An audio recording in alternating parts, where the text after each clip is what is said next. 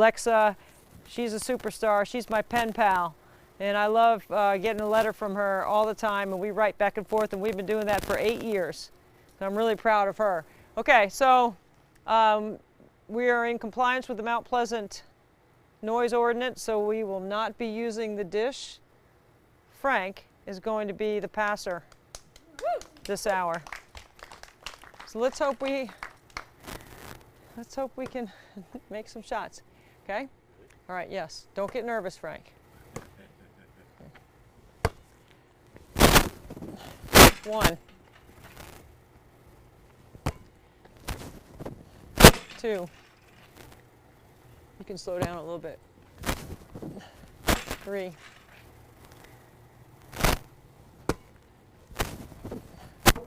3.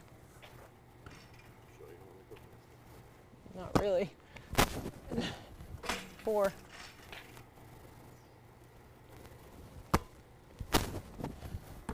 4. Can you hit me right here? There you go. 5. 6.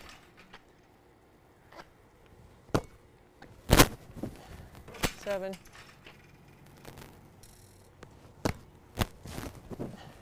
8.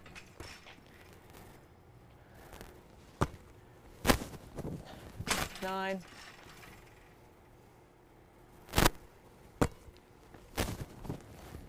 10.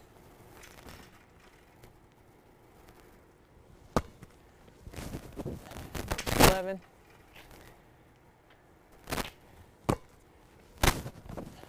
12.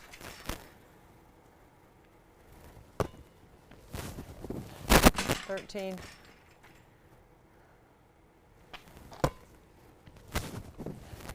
14.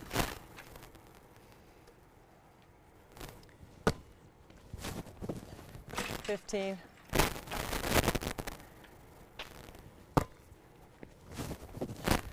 16.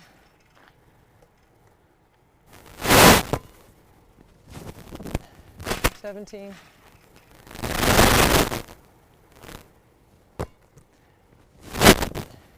18.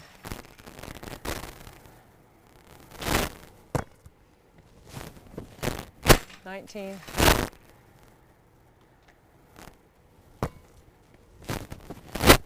20.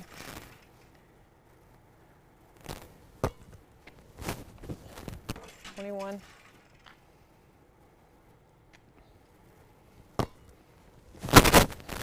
22.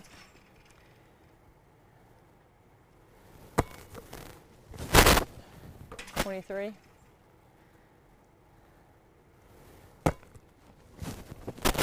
24.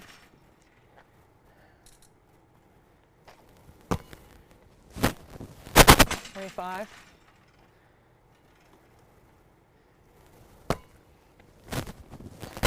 26.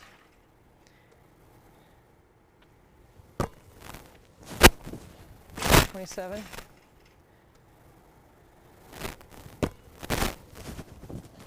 28.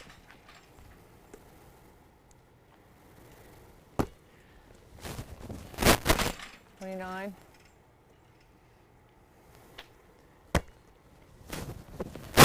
30.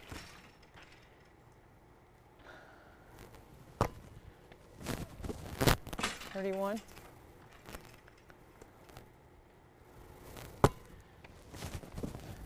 32.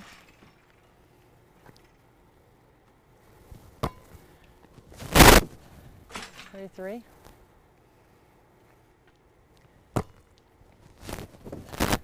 34.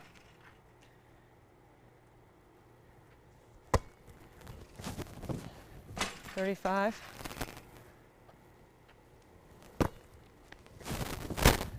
36.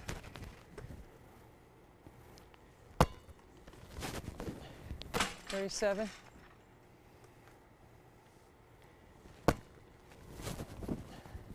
38.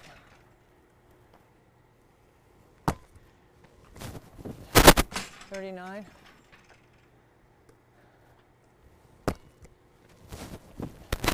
40.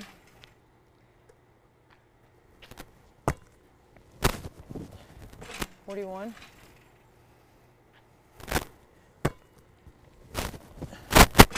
42,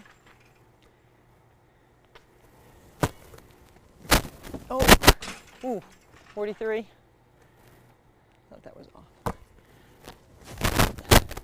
44,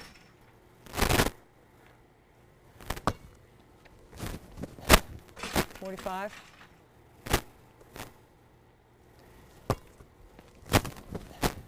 46,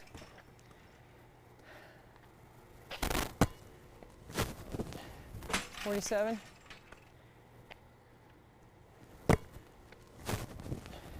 48,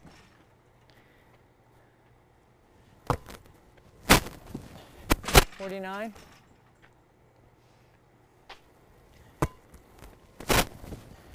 50,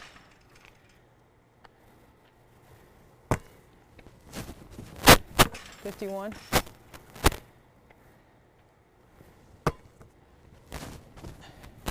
52,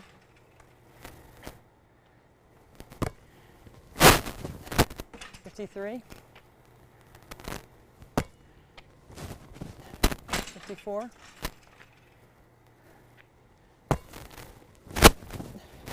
55,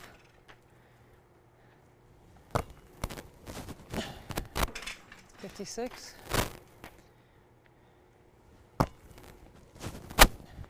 57,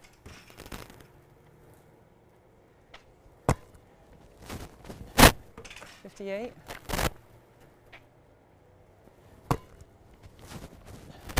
59,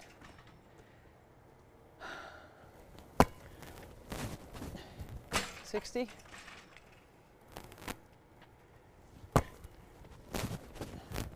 61,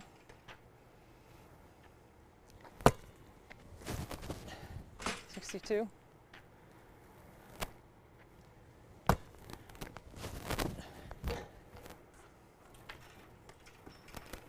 62, 63,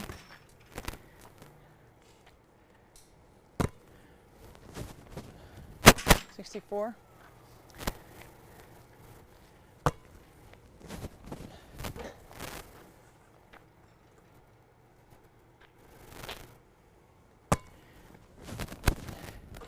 65,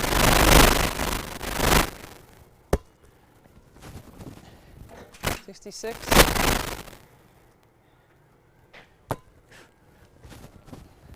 67,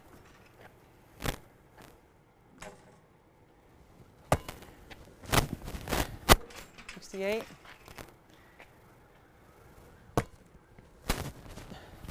69, 70,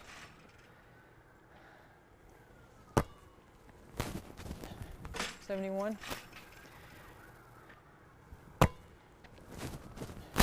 72,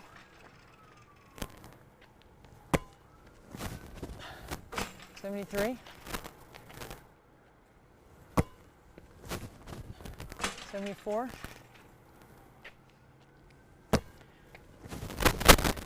75,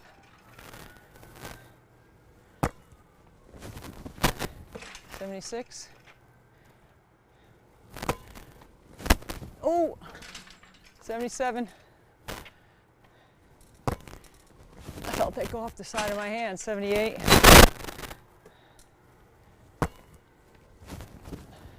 79,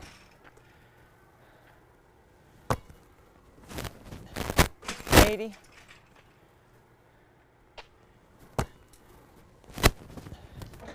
81,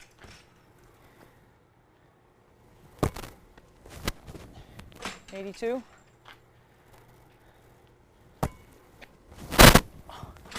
83, 84,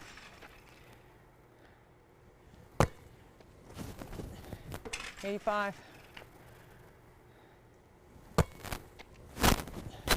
86,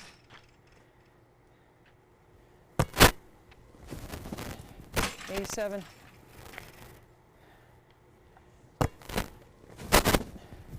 88,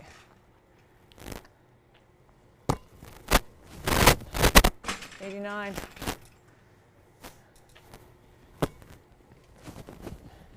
90. 91. 92.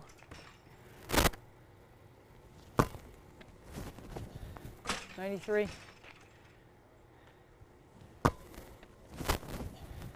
94.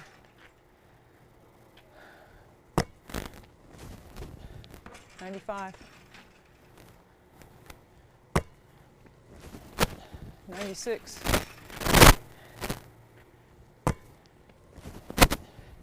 97.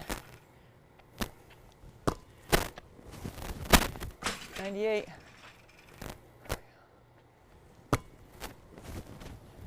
99.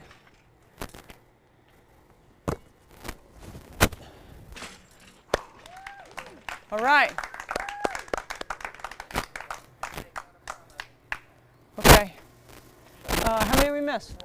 4. Okay. Got some good luck charms here. Don and Joanne Miliori and Bob and Lori Snyder, right? Yeah. Thank you for the pizza. Thank you, Don and Joanne, for the pizza earlier today. Miliori's Pizza, Highway 41 and 17. If you haven't checked it out, check it out. Oh, all right, so we are, what do we got, guys? What do we want to do here? We're waiting on my buddy Will Perdue.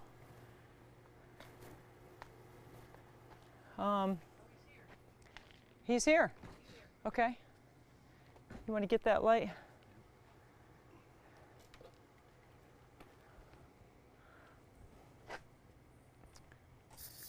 There he is.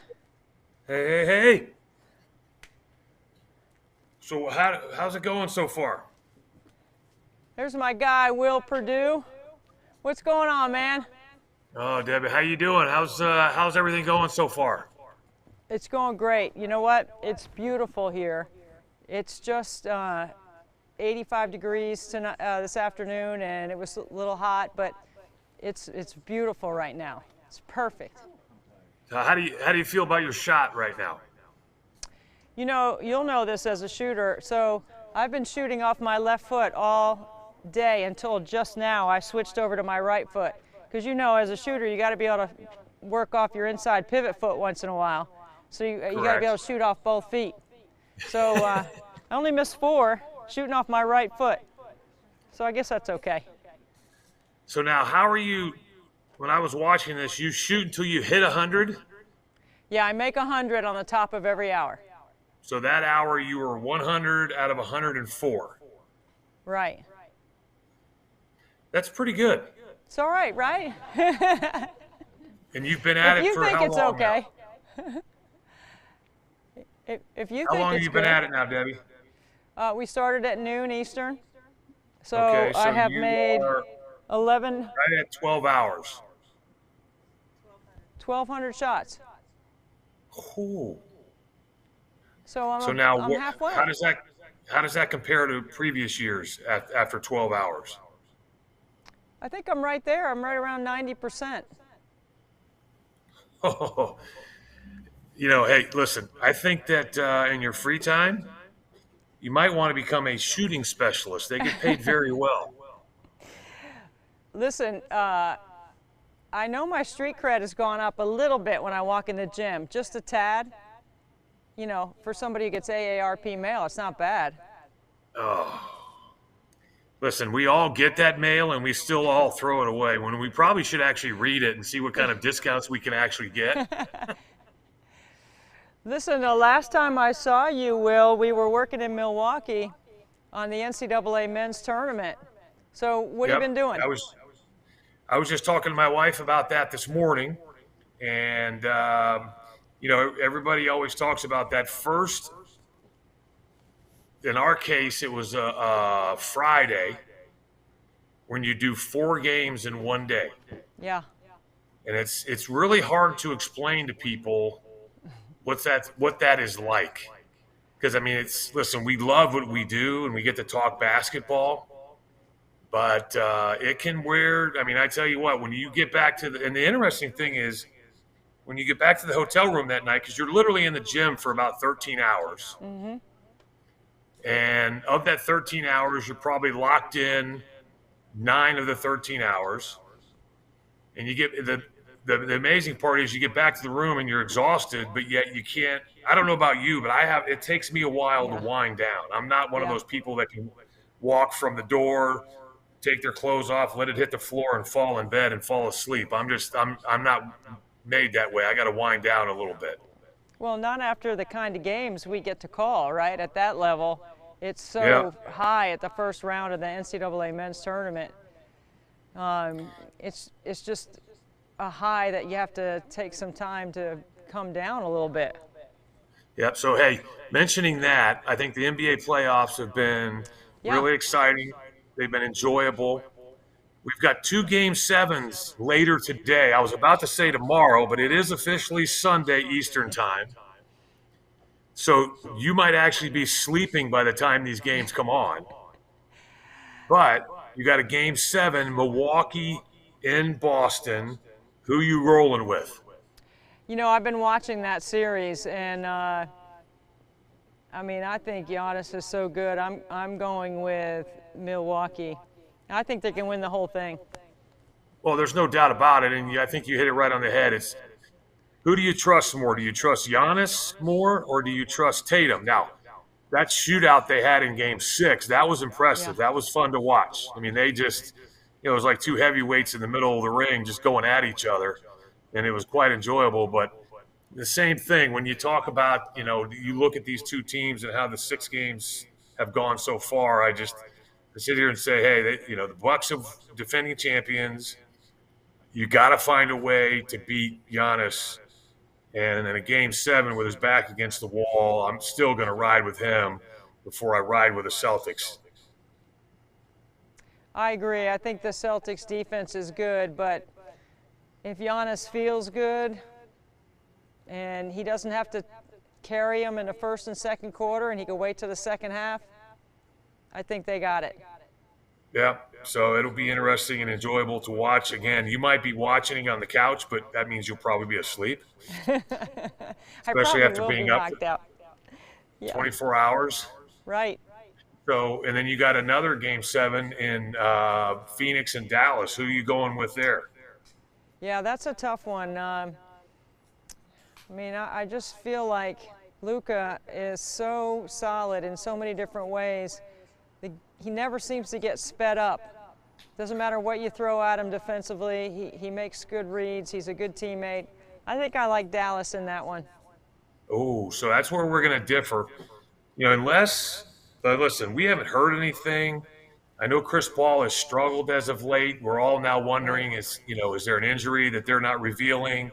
And he's just, toughing it out and much like Embiid was doing with Philly. But I still like the Phoenix Suns and probably more so because of Monty Williams than Jason Kidd and because of experience there. So, I'm not going to sit here and say I'm 100% confident, but I'm just leaning, I'm going to say 51-49% with the Phoenix Suns. Okay, more importantly than all this basketball conversation, how's your golf game? Well, the interesting thing is I took a lesson earlier today because where I am in Chicago, it's still officially Saturday. And I was working on my short game and I was working on putting because I was doing the NCAA tournament and the Bulls went into the playoffs. I really haven't had a chance to play much. So I officially, as far as the 22 season goes, I only got 2 rounds in. So I like the direction I'm going. I just don't like what I'm shooting from a score standpoint. So, I'm watching my index go up in the hopes that it will slowly start going back down. So it is getting better, and I like the way I'm going. I'm just not scoring very well. So that's a long-winded way of saying I'm not happy with how I'm playing right now, but I feel like I'll be playing better soon. Oh, I know you will. How did it go with Billy Donovan this year with the Bulls as a head coach? Billy and I go way back to our Kentucky days. Oh, yeah. So I thought, first of all, it was a great hire. If you think about it, he gets this team to the playoffs this year.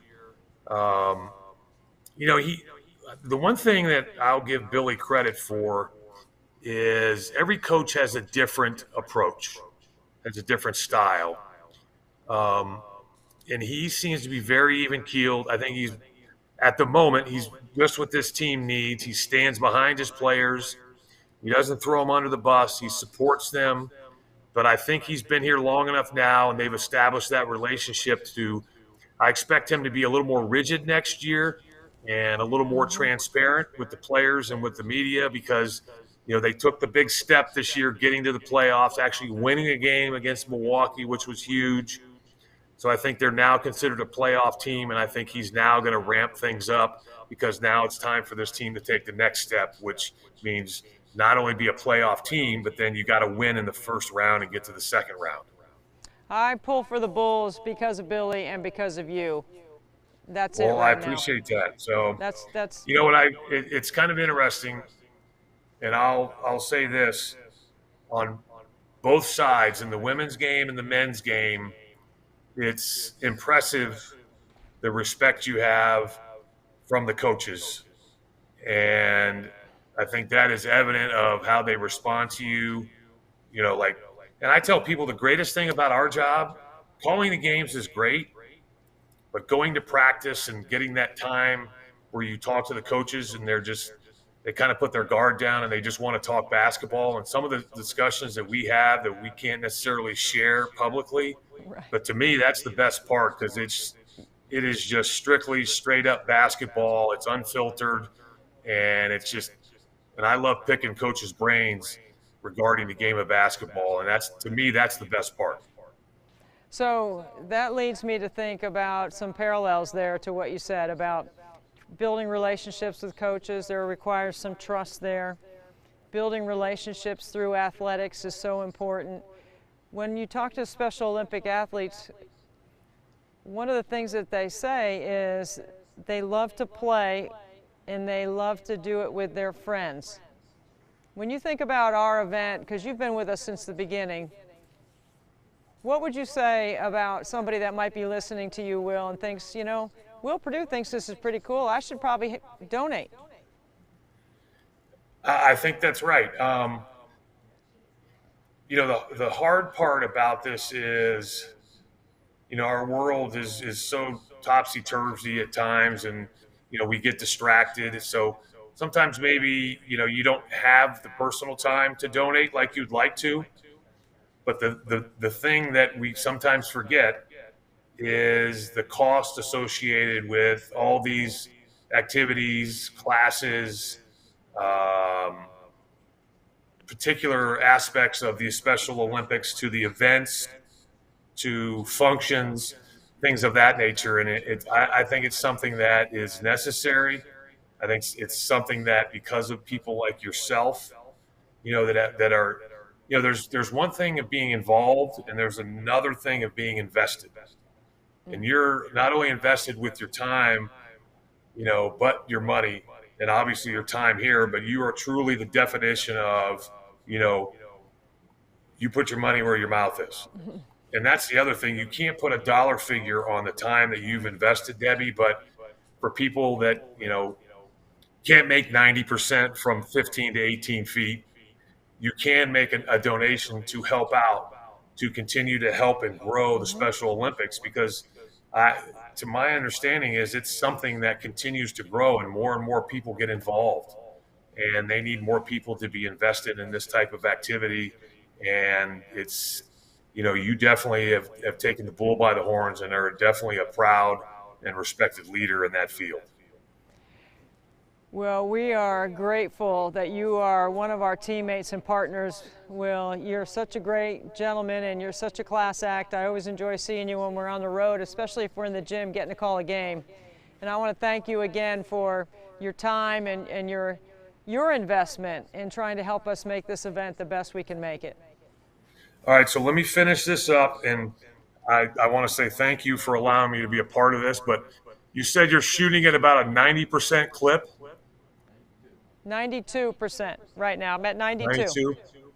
So I have faith that by the time you get to noon today, So you literally have 11 hours and 35 minutes that you'll be up to 94.5%.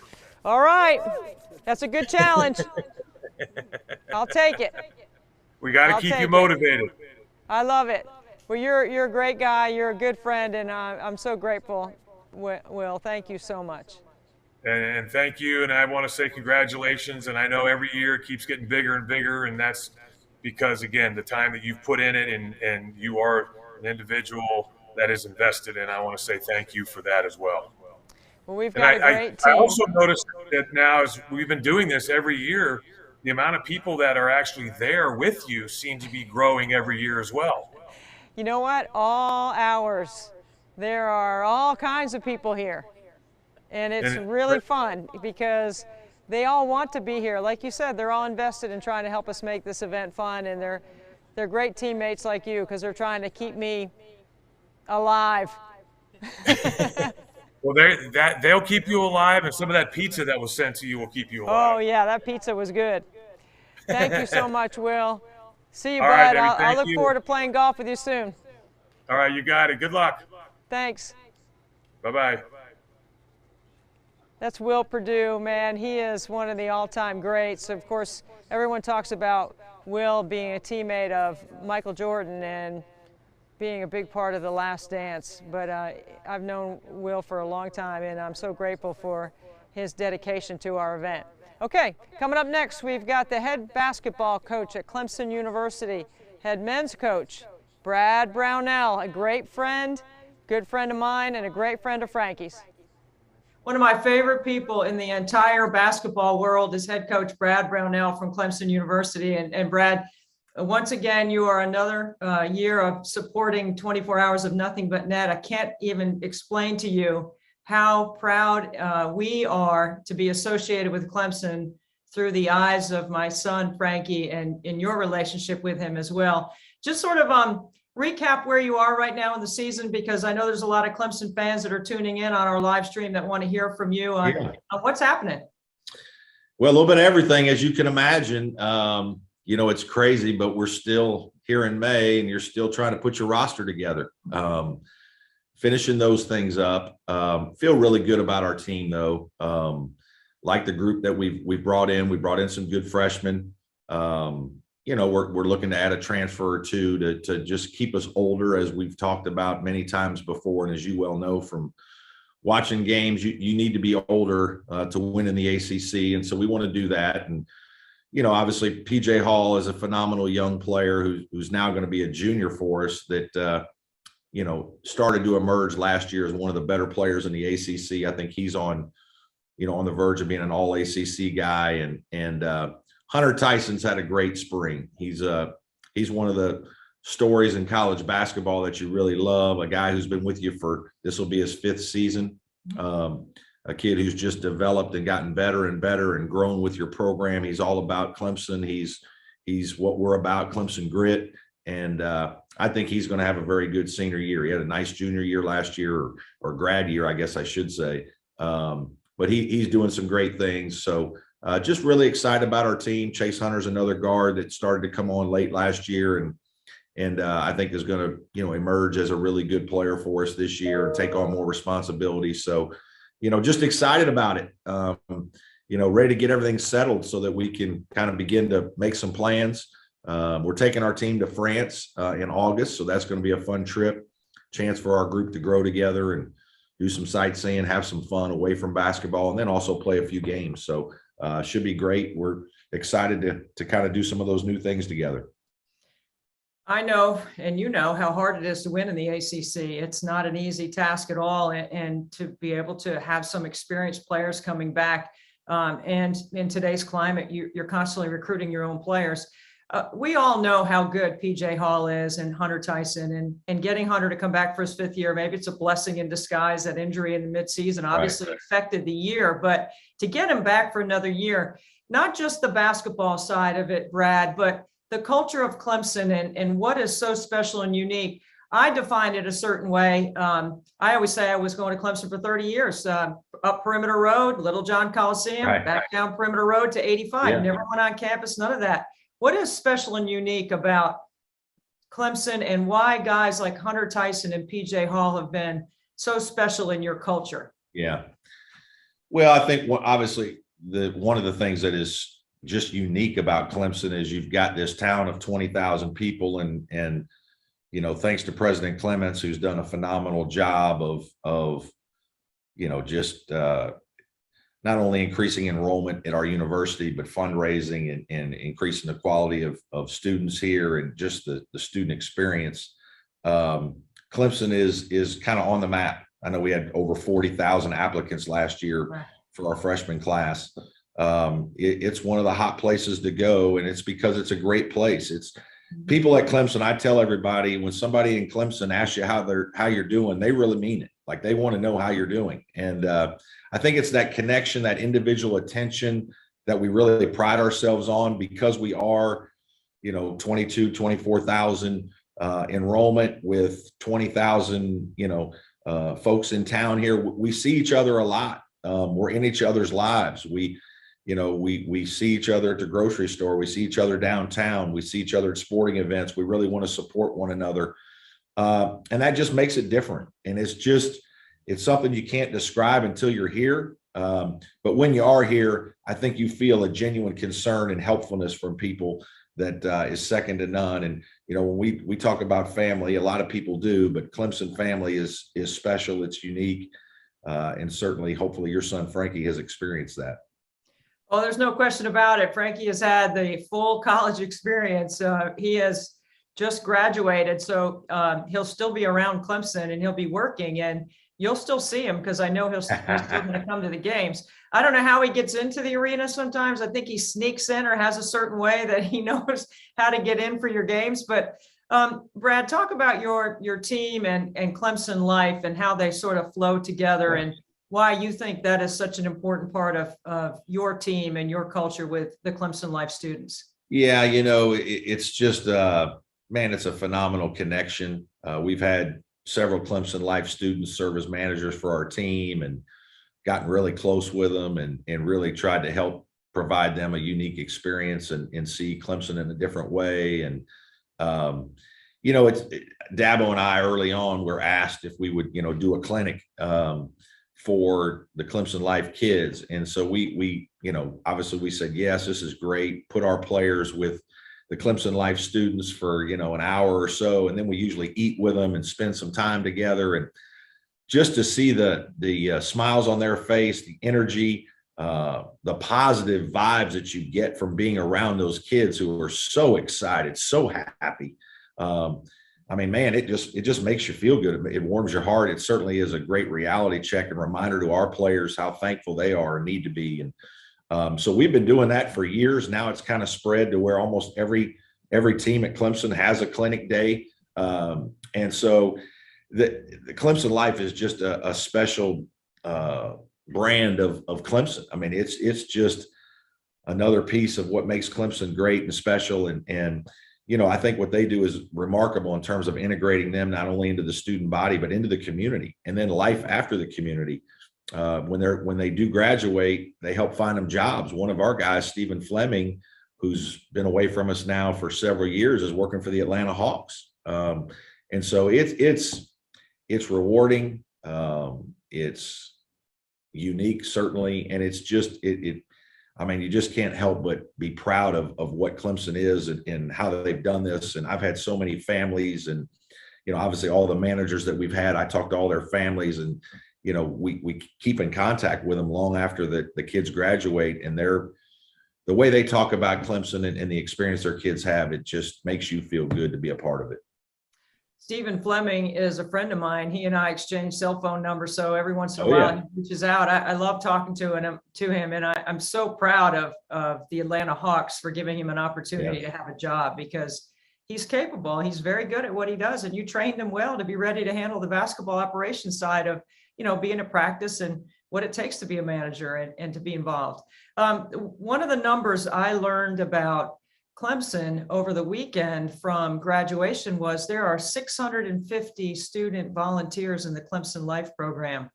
I think the Clemson Life program has become a part of sort of an initiation, if you will, for a lot of students on campus. And you already sort of mentioned the culture. But when you hear 650 students volunteer their time to help 45 students on campus that are in the Life program, it's got to be a proud number for the university. Well, it is. And I think it just speaks to, what Clemson's all about. I mean, taking care of each other, looking out for one another, Clemson family. There are so many kids that want to get involved. I know my daughters used to do it, take part in a situation where they would go eat lunch with them, and just, every week or every other week. And just, I think it's as good for those kids as it is for the Clemson Life kids, right? I mean, just to take a break, to go spend some time with kids that are so positive and so excited and happy to see you. I mean, they make you feel good because every time you see them, they're calling out your name and they're smiling. And I mean, it's the reward for you is so much more selfishly than it is for them in my mind. I mean, and I think our students feel that. And that's why there's so many folks that want to get involved with it. The Clemson Life program could be, they could have hundreds, right, of students, but obviously you've got to be able to manage it. You got to be able to do it at an elite level. And that's what our university does. I think we do is, almost everything at an elite level. And I think, again, the interpersonal communication and the connections that you make at Clemson are real. The family feel you get is, it's hard to describe until you're here. And that's something that we try to sell in recruiting as well. Now, Brad, I love you. I love everything about what you do. You're such a great teacher. The incredible access that I've been able to gain professionally from learning around your environment is just off the charts. I wish everyone gave me the kind of access or the kind of trust. I know you got to earn it, but I wish that was the case, except I've got one major problem. Okay. Why were you trying to teach Frankie defense? We don't talk about defense around here. You know that it's all offense. We can't. I know that at home it's about shooting and scoring, right? But there does need to be balance in life and everything that he does. And so we just thought, hey, we could take a few minutes out of our clinic to make him try to be part of the all defensive team as well, because he's certainly athletic and competitive enough, as you well know. Yes. And he's feisty enough. Yes, he is. I can tell you those are the moments when I get that text from you with a picture of him in a defensive slide that I'm laughing and crying at the same time, because I just love that that's just going to get me. That's right. That's exactly right. That's what friends do. That's exactly the way it is. Okay, I got one more challenge for you. Okay. I just happened to create a little pickup game in the driveway of the president's house. We had what started out. You're a Hall of Famer, so you're a big time. Like I haven't even been invited to the president's house for pickup games. I've been over there a few other times. Well, I don't get invited for pickup basketball. You guys are special. You got to invite yourself. That's what I did. I reached out to Beth. Beth Clement said, "Yeah, come on, you can come and play." I said, "It's one thing on the bucket list we haven't done is shoot hoops." Jim and Beth kept promising me I could come over there and play. So I just happened to bring 40 or 50 Clemson Life teachers and students with me. Wow. And we had quite the time. So we want to go to the Brownell house and play some hoops. That's next on our list. And then we're going to get over to Dabo's house. That's on our list. So I'm just letting you know. Okay. Be prepared that I will be. What's crazy is I took my goal down. We had a goal, but we took it down. The girls left, and we just kind of. I don't get many shots up anymore. A few here in the office or at the gym here in Littlejohn, but I don't get many shots up at home anymore. If I've got spare time at home, my wife's got me doing something, or I'm getting out of there in the summer to go play golf or go to the lake. That's it. I'm not worried about my stroke anymore. My stroke, not as good as it once was, and it's certainly not as good as yours. Well, we'll arrange a game maybe in your second home, maybe in Littlejohn. Maybe we'll do that. But I'm just letting you know I'm going to be coming for you with the Clemson Life students with a major pickup game. All you need to do is just let me in, and I'll take care of the rest. We can make it happen. Speaking of stroke, I'm shooting till my arm falls off. I'm in two-a-days getting ready, and I set the bar pretty high. I've averaged 92% over the last 3 years. So it's quite a task when you're getting AARP mail, as I like to say. But you know, You're trying to sandbag just like you do on the golf course. That's not going to work here. I know you too well. That's not going to work here. You know better than that. well, listen, we're going to have some fun in the driveway on May 14 and 15. And for those people that are listening and watching that are, you know, fans of Frankie's, fans of Clemson, fans of Special Olympics, I mean, just kind of your parting shot on, you know, what you hope we'll be able to do. We've raised $415,000 in the first 3 years. I expect that number to keep going up this year. And you know, it's not about the free throws. It's about the story and the platform. And I'm doing this not because I have to, because I get to, because I can.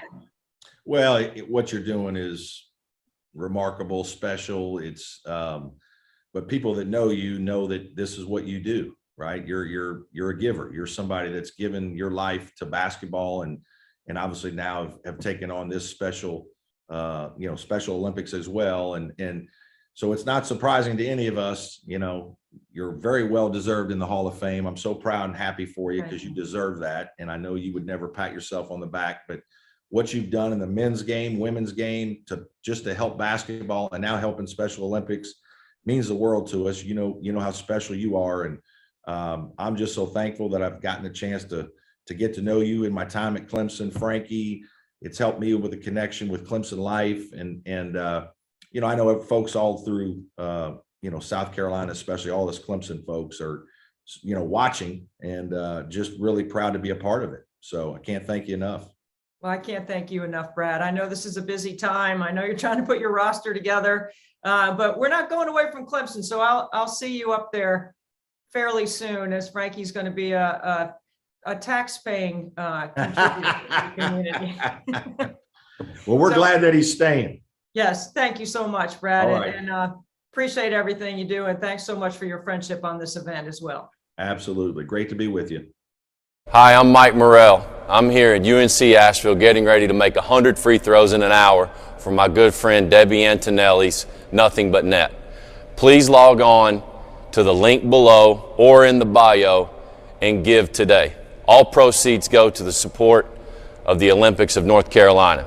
You ready, Rocky? Let's do this.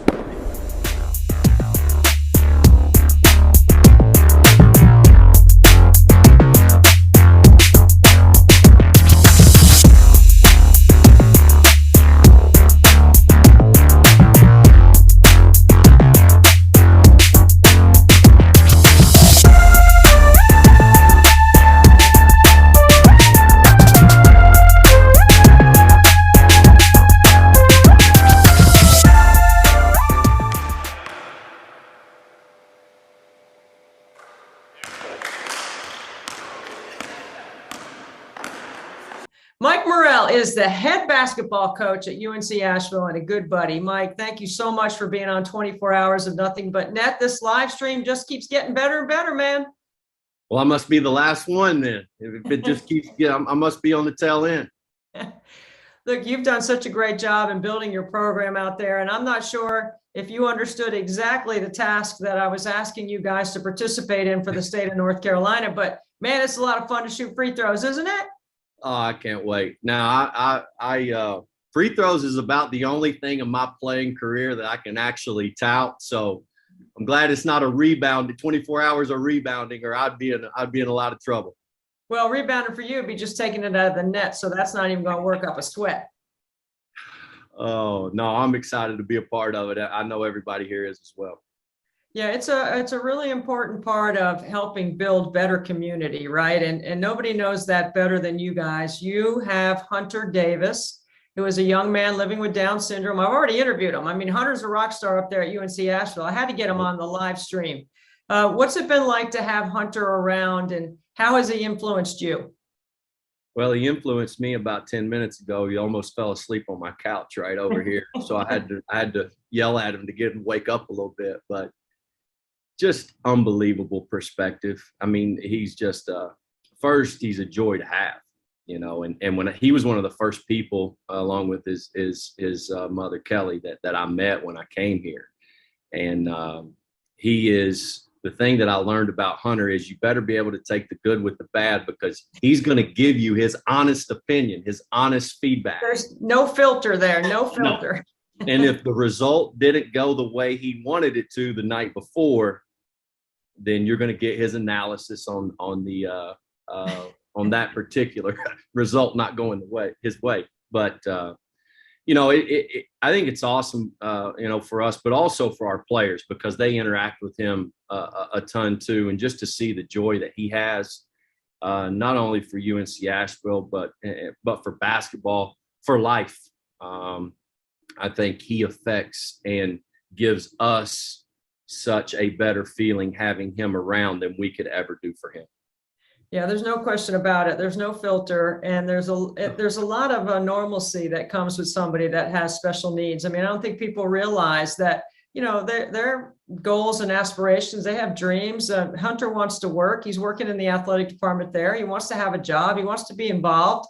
He wants to be included in things that you're doing. And you guys do an exceptional job of allowing him all kinds of access. Like, he's probably a pretty good scout for the other team if somebody really tried to get after him a little bit. I can tell you this, Debbie, there is no one here that is harder on our players than Hunter. No one.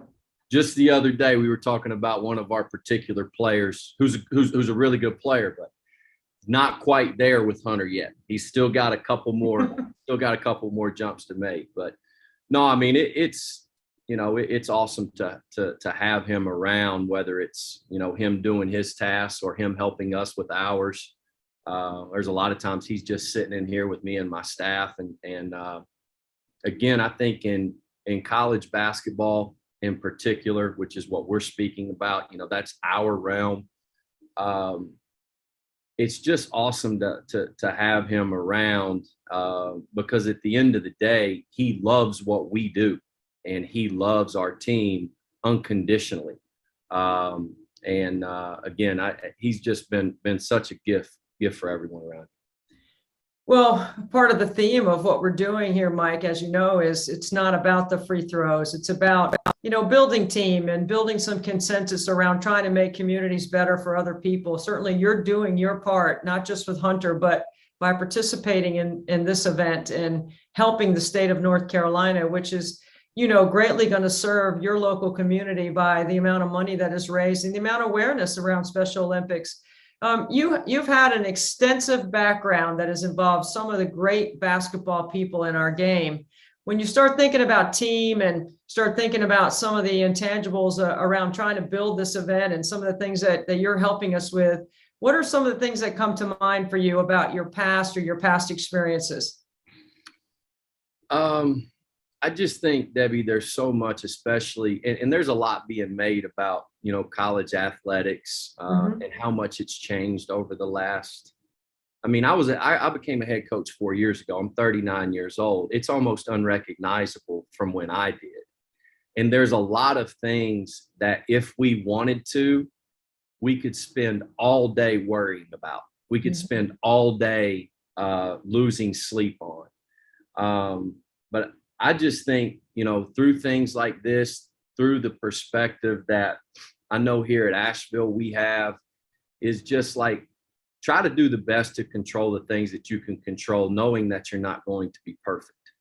And for me, like, that's probably the one thing. I mean, we got the portal, we got NIL. I mean, we got all this stuff that we could spend 24 hours talking about. Yet we're just trying to be the best versions of ourselves right here. Take a guy like Hunter. There's so many examples. Like, let's just try to be the best version that we can be. If we could do that individually for each person, then we can really try to do that. Now let's try to be the best UNC Asheville basketball team that we can be. But it really starts with us. Journey of 1,000 miles starts with a single step. And so, again, I just think there's so much, and I don't want to term it bad, because I don't think it's all bad, but there's so much time that we could spend talking about the things that need to be changed or whatever. And sometimes we really, we don't focus enough on the good that we're all trying to do. And we're not perfect, but we're trying. And my thing right now, Debbie, there's a guy named Denny Kuiper, is like, let's have a little bit more self-compassion for ourselves. because I know we're doing our best here. You Right. know, and so Right. there you go. I'm soapbox. I didn't know I Yeah. was going to jump on my soapbox. Hey, I like it though. I mean, but you know, you're a Tennessee guy, you're an East Tennessee guy. You've grown up in an area that it required team and it required effort from other people. And we're just trying to build a village here around Frankie, and we're using our story. You know, it's not the free throws. I mean, Yeah. I care about the free throws just because I want to shoot it at a high level so that the story can be told at a higher level. That's the only reason why it matters to me. And when you start thinking about, you know, like where you came from, Mike, and perspective is a Yeah. good word. Like what resonates with you? There's a lot of, I'm not supposed to be here in a lot of ways. And so, you know, I think there's some ways we're kind of playing. Some days I feel like I'm playing with house money. I mean, I played NAIA basketball. And so I was just really fortunate, again, to be around some unbelievable people. And when I say fortunate, I mean lucky. And I was at Clemson, Debbie, and I can't remember what year Clemson life started, but I remember I was there when it started. And that took an awesome idea from someone. I don't know who it was. And it took what you said, building a village. Probably that idea came from somebody. Well, that's too hard to do. Well, no, actually it's not. And so now look at what that has become. That happens a lot with our career, you know, like, hey, I want to be a head Division I college basketball coach. You say that when you're 20 and somebody's like, well, wait, no, that's too hard to do. Well, wise man once said, everything you want's on the other side of hard. You just got to be willing to go get it. So, you know, I think for me is just that, you know, trying to take my experiences, as I'm a small town, small college guy, but when people ask me where I'm from, I gained 10, 15 pounds and grow an inch just because I'm proud of it. And so, you know, that's something I'm passionate about, but this is my home now. So I'm no less passionate about it here. Yeah. And what a great community to live in. Like Asheville is just amazing to me. It continues to grow. You have great support around your program. You keep evolving as a coach. It's hard to believe that you've already been a head coach for 4 years, Mike. You're so young in the profession. You have so much to look forward to. What is next? Like what's going on in your mind? Like what do you want to take on next? Yeah, I mean, again, our game is evolving so fast, and here we've gotten better each year, Debbie. We you know, when I got here our first year, we won 4 games. That had nothing to do with me or the person who I was following. That's what we found. And we've gotten better each year. So we've done a really, really hard thing. The next thing for us is to do the hardest thing. And again, that's winning a championship, which is something we've yet to accomplish. And that's the expectation that I have. And that's why UNC Asheville is such a great basketball program, because it's been the expectation before me. It's the expectation with me. It'll be the expectation long after I'm gone. And, you know, because it is such a great place. We've got an unbelievable arena and facility because the people that came before me. And I'm hoping one of them is going to actually shoot free throws, Coach B, because he's had more to do with it than anyone. I'm going to make more free throws than Coach, though. Yeah, me too. I promise you that. Yeah, Eddie Biedenbach, if you're going to put a number on how many free throws Coach is going to make versus how many you're going to make, I think the odds are going to be in your favor. No question. I'm winning that one. What a great guy. What a good man. What a He's good the best. Good ambassador for the game. That's for sure. So Mike, I know that your team is invested in getting involved in this as well. And what was it like for the guys? I mean, are they using Hunter as their inspiration, or was it a hard sell on your part to get some of your people involved? No, not at all. And I think, you know, the experience that they've had with an event like this is Hunter. And because he is around so much. I mean, if he's here, he comes to practice every day, and he's watching, and he's taking mental notes. I don't know that he's taking his notes on any notepad, and willing to share at any time. But he just brings a lot of joy. I mean, he really does. And one thing I know we focus on Hunter a lot, but his family is unbelievable. I mean, Right. Kelly and Randy, they're unbelievable. And, you know, just not just supporters of the program, but just supporters of our people in general. And that's no question. I mean, that's the first thing our guys are going to think about. I just hope they make a high rate of free throws to do their part.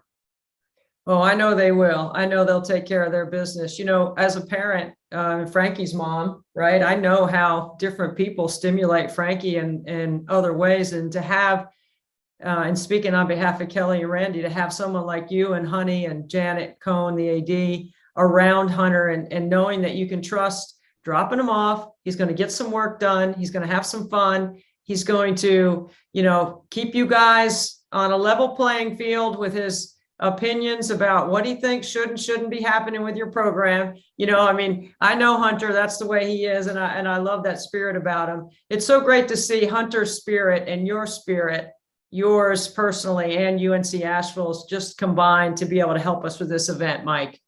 Well, it's again, it does a lot more for us than it does for them. And, you know, I think that's the beauty of having a relationship.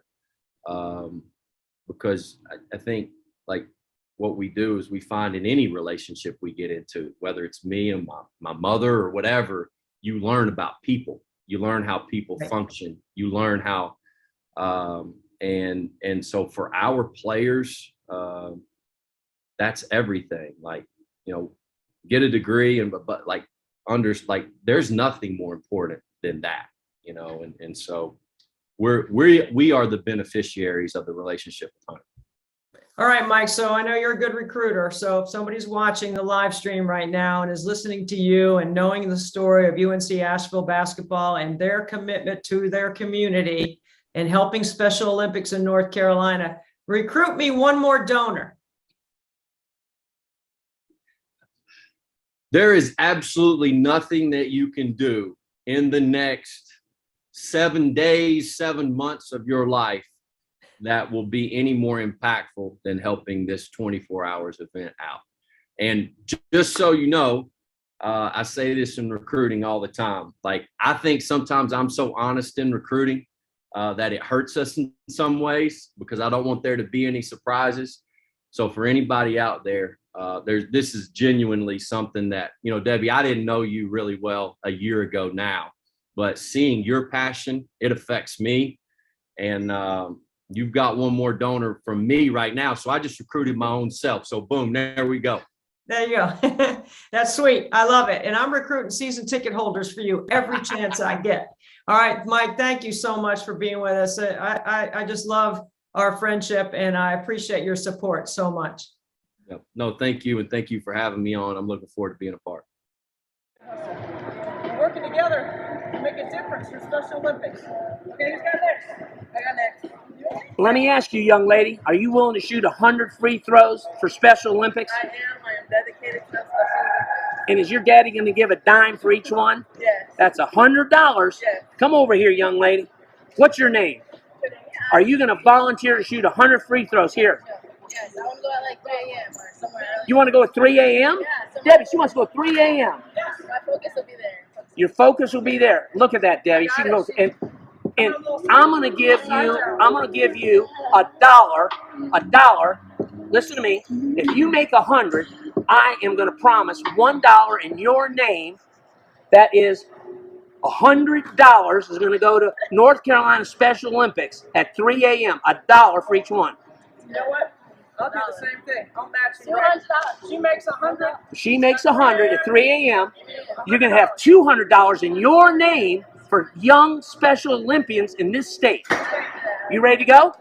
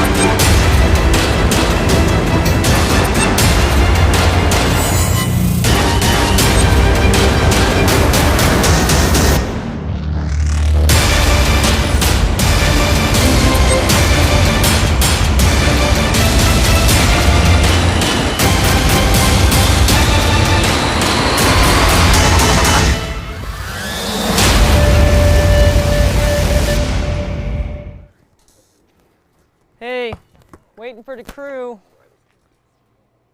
to get the lights up. Do you need the sound on there? No, no sound on that, but there we go. All right, Frank, here you go. Okay. Ready? Okay, let's give it a try.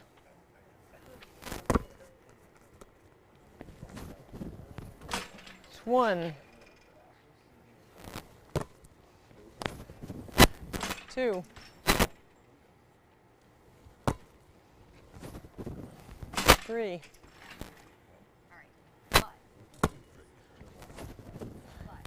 4,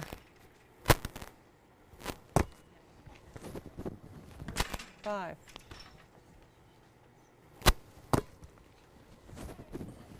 6,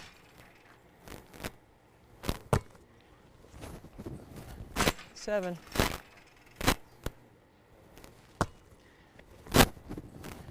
8,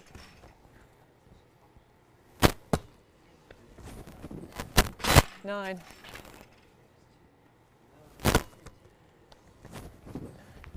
10,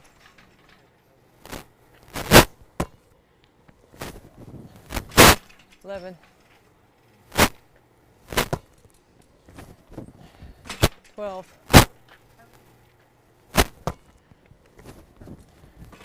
13, 14, 15,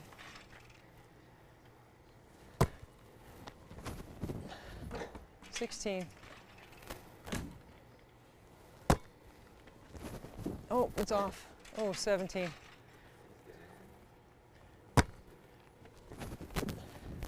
18.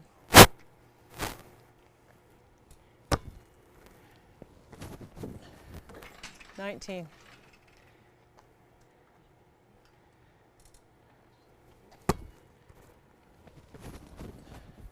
20.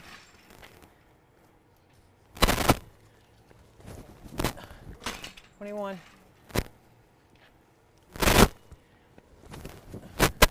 22.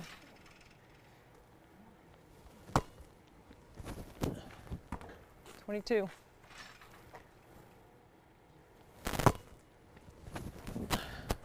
23. 24. 25.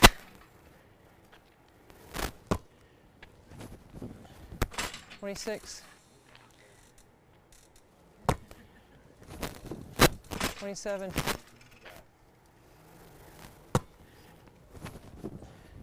28.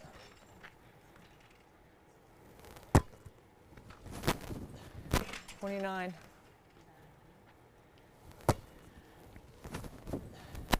30.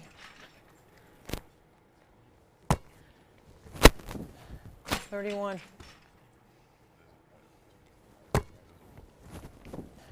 32. 33.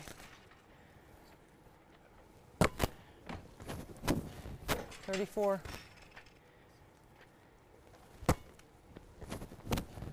35. 36.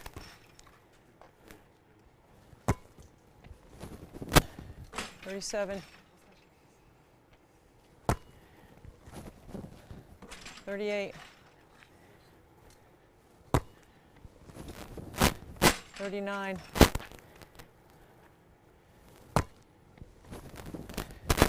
40. 41. 42. 43.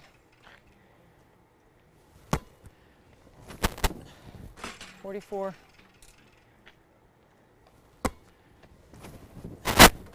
45.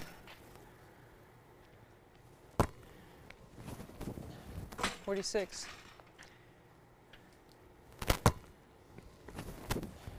47.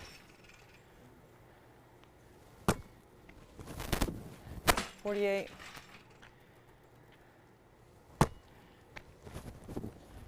49,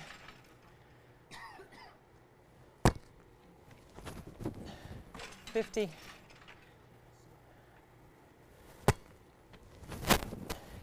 51,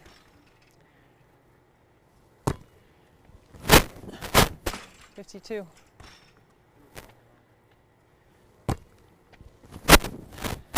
53,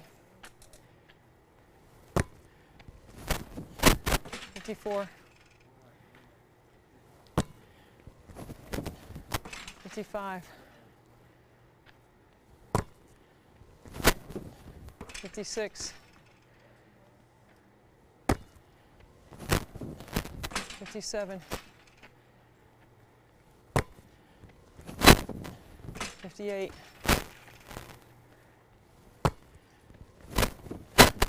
59, 60,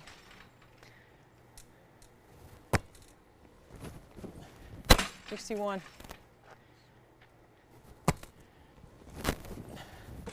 62, 63, 64, 65, 66, oh, 67,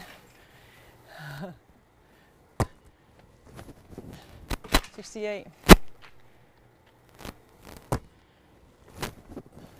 69,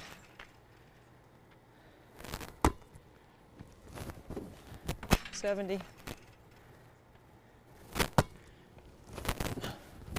71, 72,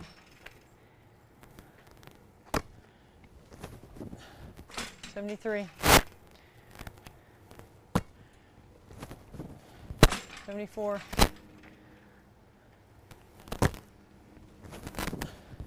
75,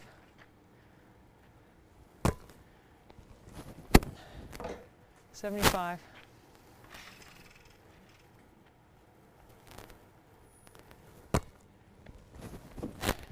76,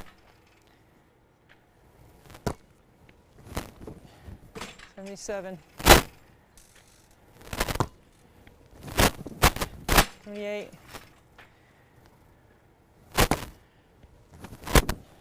79,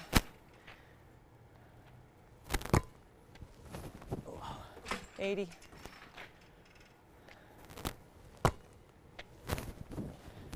81,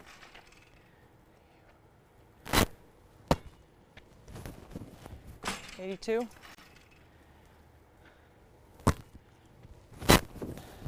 83, 84,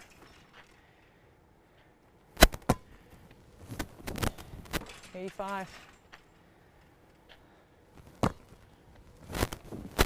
86,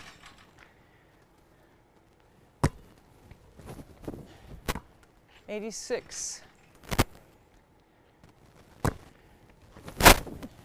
87,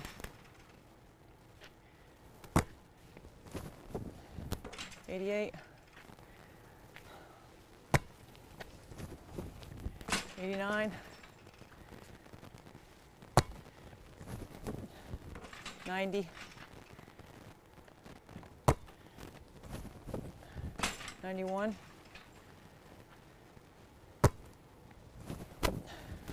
92,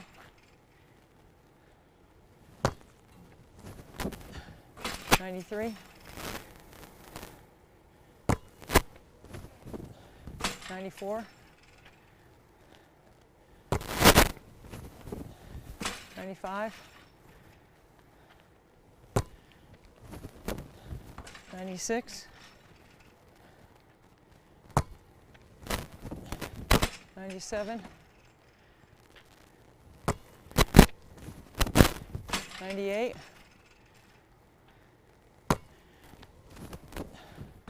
99,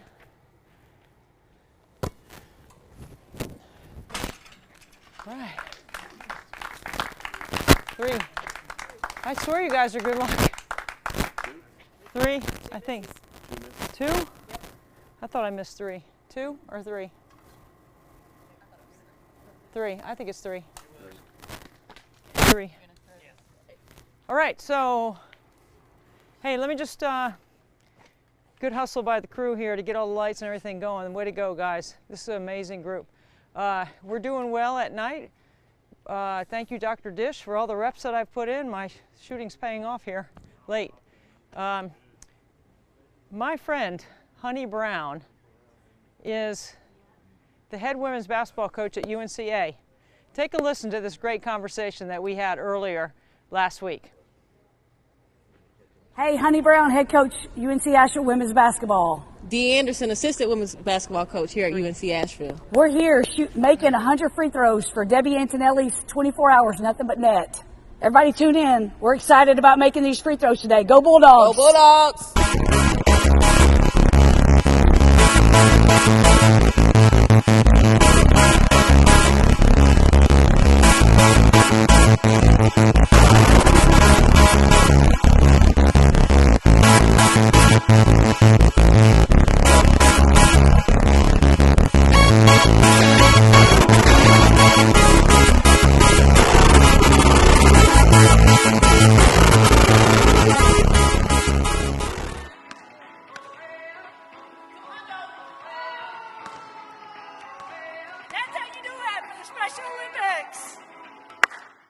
The head coach at the University of North Carolina in Asheville is my dear friend, Honey Brown. And I don't know if Honey actually knew what she signed up for when she agreed to be a part of 24 hours of nothing but net. But Honey, you are a great teammate.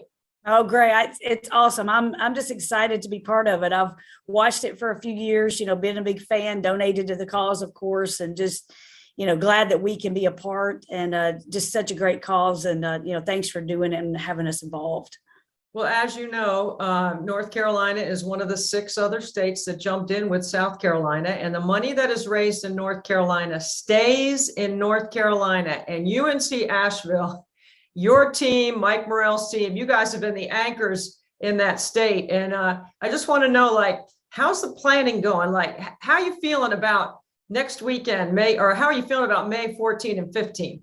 Oh, I'm feeling good. It's fun to be part of something like this because it's new and exciting. And I know for you, even though you do it in multiple years, it's still exciting to know how you're going to put it all together. So we've got a great group of people that's, making phone calls and doing different things just to try to get some great people besides our staff being part of this event, because again, like you said, the whole point is to raise money. So you want to make sure you get some great folks in our area, in the Western North Carolina area, but even across the state that's going to participate. So it's been exciting making phone calls and get people to jump on board.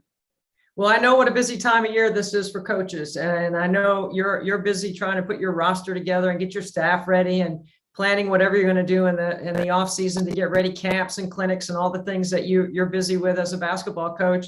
What's it been like for you right now during this time of year in May? Because a lot of coaches are talking about transfer portal and name, image, and likeness and trying to put your schedule together. There's so much going on. People think that you guys have a break now and it's as busy as in season. Yeah, it's funny. I went to a little event the other day with a welcoming for a neighbor, and I had a neighbor that said, "Is your job year round?" And I'm like, "Yeah, it is year round." And that was but it's funny because when you're in this dynamic in athletics all the time, people understand your schedule and what you're doing. But some of the other folks outside of this, they have no idea what you do on a day to day, or like you said, when you're not in season. But you brought up some of the biggest things that you're working on right now. Of course, transfer portal, we're all trying to kind of work in that, just because that's just a big dynamic of what you're working through right now. And, some of my mentors, a couple of them have retired now. And so they're not as great a resource in this capacity because they haven't dealt with the transfer portal and how to manage it. Who has, right? Right, exactly. So it's one of those things that, you're trying to work through. And also, our men's coach, Coach Morrell, had a great point the other day. It's a little bit harder to build relationships. Like I'm a very relational coach, and you want to bring in the right people for the right reasons and not just talented players. And so you're having to kind of speed date folks a little bit more. And so that's a whole new realm, because, you know, when you're recruiting freshmen and other people, you get to know them over time. And this is a little bit different, but this is just the state that we're in now when it comes to recruiting. But I do think some of the recruits that are in the transfer portal are asking better questions, and they know what they're looking for a little bit more. So even though there's not as much history there, I think they're asking better questions than they were maybe a year or 2 years when they were making their first decision. But transfer portal staff, like you said, just, you know, making a few things and interviews and stuff in that respect. Just, you know, working through other areas of our players just finished exams yesterday. So getting them set for their 5 weeks while they go home, just because they'll keep working out and doing things, of course, but you know, our strength coach will be on top of that as well. But, you know, a lot of pieces here and there, but, you know, always have time for great events like the Nothing But Net. Well, it's kind of, I mean, I don't want to say like it's our responsibility, but we sort of do have a responsibility, because you mentioned some mentors, and I know you're a good Tennessee girl, and I know that you've got to have countless numbers of stories about your interactions with Coach Summit. Just, you know, I think about Pat Summit and Kay Yow every day. And I think about, you know, this event with Frankie, because they both, Pat and Kay, both knew Frankie. Mm-hmm. And Frankie actually had a chance to spend a lot of time with both of them, especially Pat, swimming in her pool or hanging out in the gym, going to camp and shooting hoops and, you know, stuff like that. When you get a chance to reflect on your relationship with Coach Summit and growing up in Tennessee, and you think about how we're supposed to be stewards and servants of the game, doesn't it feel like they're kind of, I don't want to say, you know, they're looking down on us, but don't you kind of feel like their presence is involved in an event like this? Oh yeah, they're I think they're with you. I think they're with you because they've always been with you. That was what was so great, I think, about Coach Yow and Pat and so many others, is that they didn't look at themselves. They were such an icon and a mentor and, you know, this huge person to me, but they never came across that way to people. And they were you always felt that they were with you instead of I'm above you. And I think that's, you know, you make a great point. I think they're very much with us today, still, you know, guiding us and helping us do things the right way, because I felt like they always did that. You know, I wish I had even a great relationship with Pat. I was around her a few times and did some things. I actually rode in her Mercedes once to a tournament when I was at my first year coaching college, when I was at UCF, and got to ride with her to a tournament. And I'm sitting there watching players, and she's got people coming up for autographs, and I'm just like, wow, this is. It was probably like, hey, you get in the back seat. You're going with us. She did that to me one time. I was walking. She rolled up and she said, "Hey, where are you going?" I said, "I'm going." She's like, "Get in."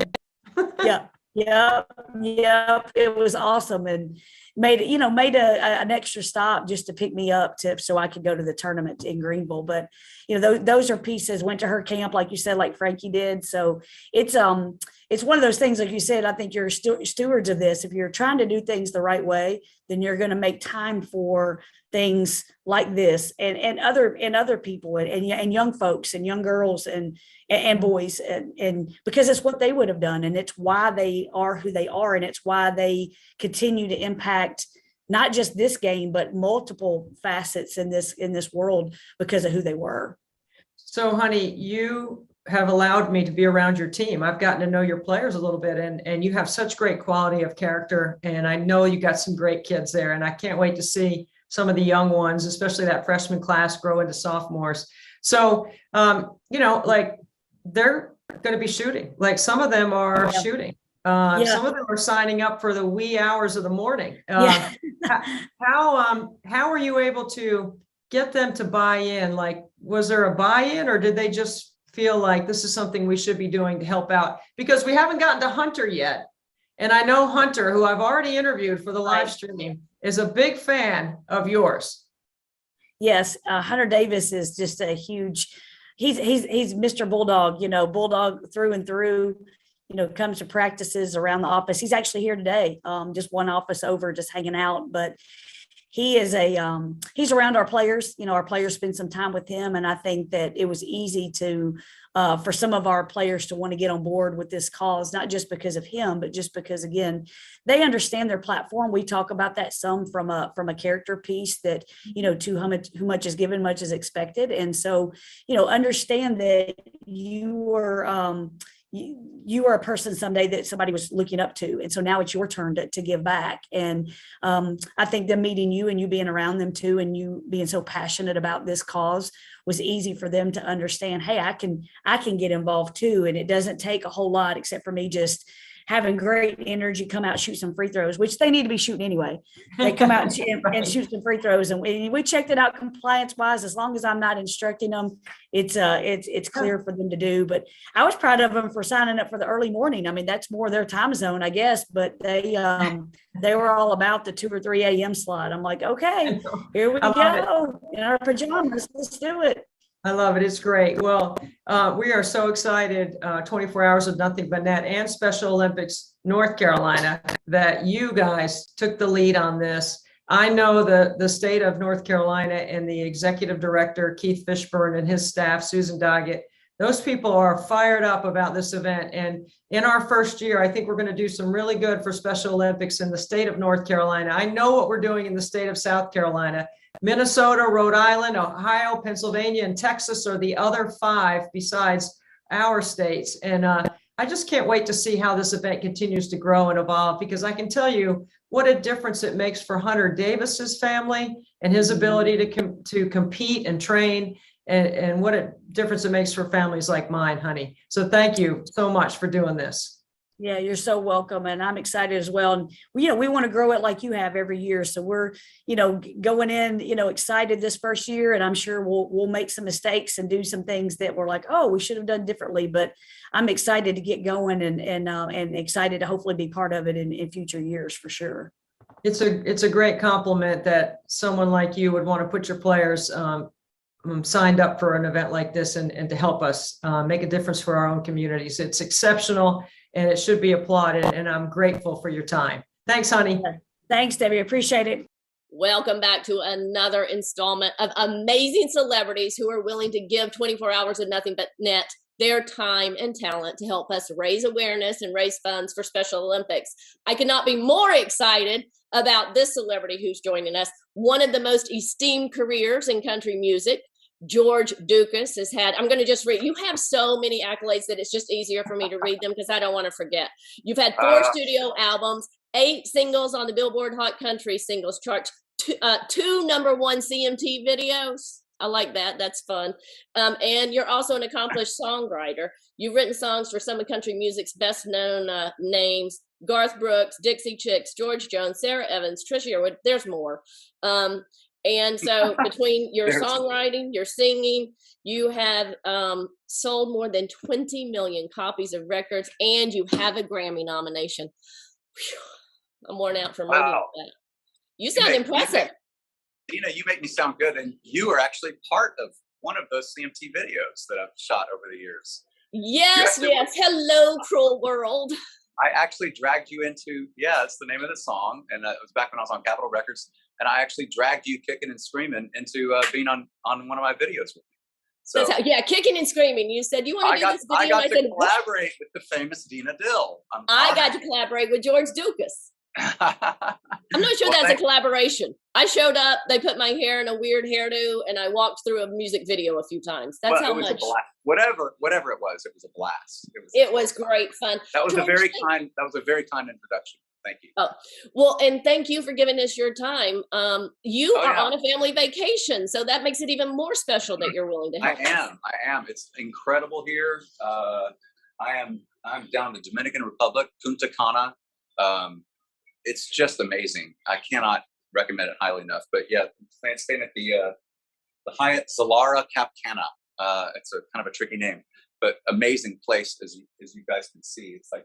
It's ridiculous. So this is day 1, and I'm choosing it to spend with you and nothing but net. I love that. Tell us, you're obviously a very talented musician, but growing up, you grew up in Texas. Texas is one of the states who will receive funding from our event this year. So I think it's great that you're on the show. You can be an advocate for Texas and Special Olympics. Well, I'm proud. I'm proud to be a Texan, and I think you probably know this, but I also am a Californian. Spent time growing up there too as a kid. But yeah, Texas is home to a lot of great music. I'm proud to be a part of that, obviously, and I'm really proud to be part of the Special Olympics. And I'm flattered and thrilled that you guys are having me on. Well, thank you. You grew up playing sports, right? So you understand what kind of lessons can be learned, the inclusion that you get through sports. Oh, absolutely. Yeah, I think it's one of the most valuable lessons like we can learn as kids is to be part of a team, whether it's on the court, on the field, or off. Like it's so important to learn how to work with other people, to take leadership roles, different leadership roles. Not every leader's the same. Sometimes you have a quiet leader that leads by example. Sometimes you have a leader that is a vocal leader or someone that inspires others to do better, be the best version of themselves. There's all sorts of different ways to lead. And that's what team sports teaches us. And that's one of the most amazing aspects about it. And one of the reasons why I love sports so much in general, but especially football. For me, it's football. For you, I know we're talking about nothing but net. We're talking basketball today, and I love that too. But yeah, I wasn't a great free throw shooter, but I was only a sort of very middling kind of baseball player. And I never really got to play football, which is why I still love football probably the most of all now, because I never did put the pads on. So now I like to play every chance I get, like flag football leagues, stuff like that. But yeah, team sports teaches us so many lessons as kids. And it inspires us all, I think, to sort of, to reach a goal, to have goals and to reach goals together and individually. A lot of people don't know Special Olympics. People know about the sporting events. We have 30 Olympic style events that we put on each year, at least at a minimum. And people don't realize that we also help with healthcare. Our athletes coordinate with doctors in the community to get healthcare. So that's another huge benefit, another way that their money goes to help Special Olympians. Fantastic. That's great to hear. Yeah, that's a really inspiring. The whole Special Olympics. I'm always inspired by it. Just observing it as from a distance. I'm just so inspired by the message that it gives to all of us. We as a society and as human beings on this planet we can really do anything if we put our minds to it. You are inspiring. You're working on another studio record right now yourself, aren't you? Is that correct? I am. I'm really, really excited about it. Working out in Los Angeles with a fantastic producer, a guy named Pete Anderson, who's been a huge part of the California country scene, sort of the West Coast rock scene, the blues scene out there, Bakersfield country. And I'm really, really excited to be working with him. He's one of my favorite guitar players of all time. Well, you had another album come out right at the beginning of the pandemic. So you've been writing and working a lot.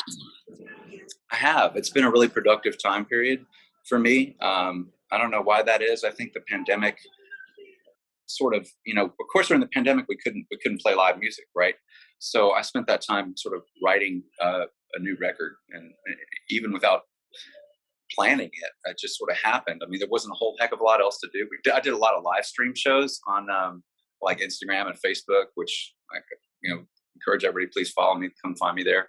But yeah, you couldn't, live music was totally shut down. So we couldn't really do a whole lot of that. And it sort of kickstarted me, even though we released a record right before the pandemic hit, albums called Yellow Rose Motel. We couldn't really do much about it. We couldn't go tour on it and play those songs live because there was all the venues were shut down. So I just sort of rolled up my sleeves and wrote another record. Before I knew it, we were back in the studio recording this album that we're just finishing up. Okay, George Dukas, speaking of Lipstick Promises, are you willing to play it for us today or something else?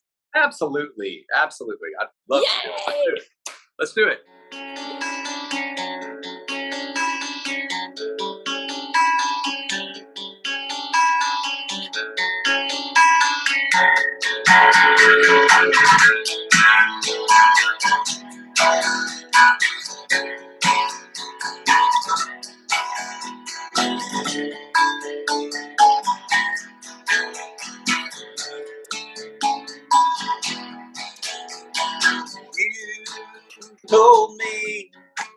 I was all you'd ever need.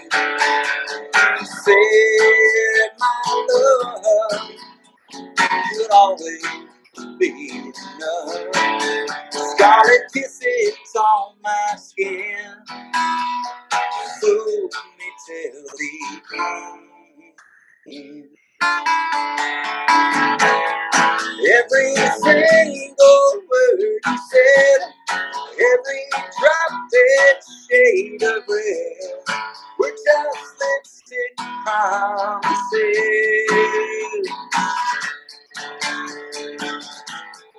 Was I easy to deceive? We're so easy to believe. I fell for your every kiss and your lipstick promises. Tina, you're gonna make me laugh.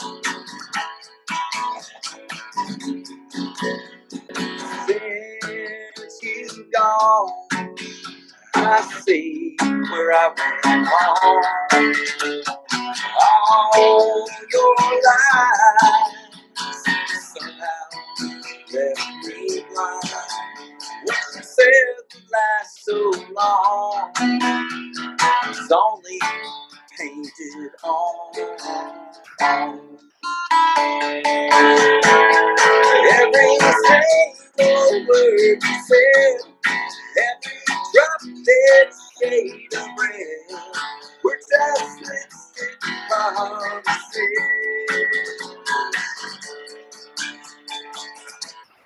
Was I easy to deceive? We're so easy to believe. I fell for your every kiss and your lipstick promises.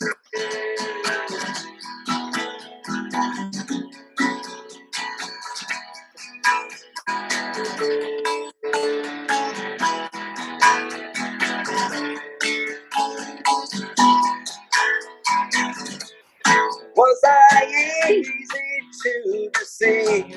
You were so easy to believe. I fell for your every kiss and your lipstick promises. Every single word you said, every drop dead shade of red, were just lipstick promises. Just lipstick promises. Oh, oh.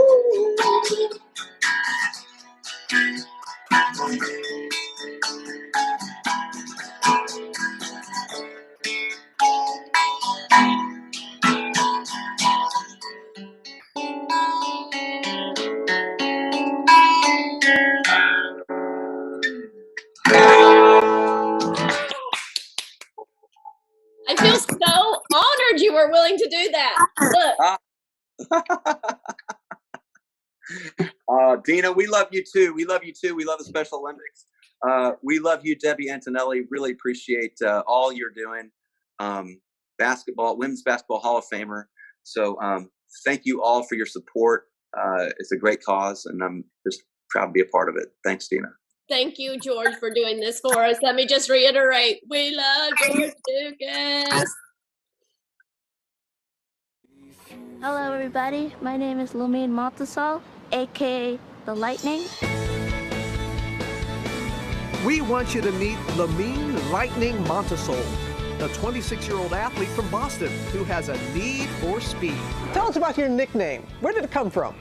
Well, it comes from when I used to run fast when I was like 14 in middle school, and I became like faster than any other kid. I always loved track and field ever since.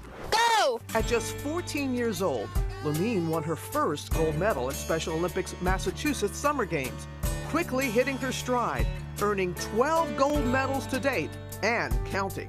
What does it mean to you to be a Special Olympics athlete? Well, it's simple, really. It's all about determination and being included as a Special Olympic athlete. Beyond the competition, how has it made a difference in your life? Before Special Olympics, I haven't no one to like talk to, Right. and it's kind of lonely, and like no one there is like want to talk to you because you feel like different. But now since I joined Special Olympics, I became more talkative to like others, and makes me feel happy. It keeps showing me a lot of confidence to socialize with other people. Her confidence shining through on and off the field.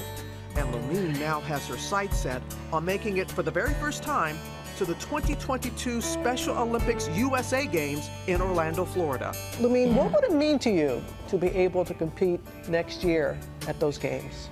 It's everything for me. It keeps me not giving up and try to keep dreaming for myself, and that's what makes me so serious about making to the USA Games. I'm still crossing my fingers for that if I can make it. We do have something special for you. Your dad is nearby, and your dad is he's gonna help us out this morning. Has a little bit of a surprise. He's gonna hand you a box. Hey, Randy, how you doing, Daddy? Good, how are you? Got that same beautiful smile. All right, Lumine, so Thank you. open up the box. Let's see what's inside. Okay. Wow. I am honored to tell you that you are advancing to the 2022 Special Olympics USA Games track. Yes! Oh my God! You're going! Oh Congratulations! Yes! You've earned this. You've earned this. Glad your daddy's there with you. Yes. That's her dream. That's what she wanted. She's worked so And, hard you know, for it. It's special for the entire family. Lumine, what are the emotions? Why are you crying? Why are you crying right now? I'm crying because I'm happy. It makes my dream, it's already come true. I feel super grateful of it.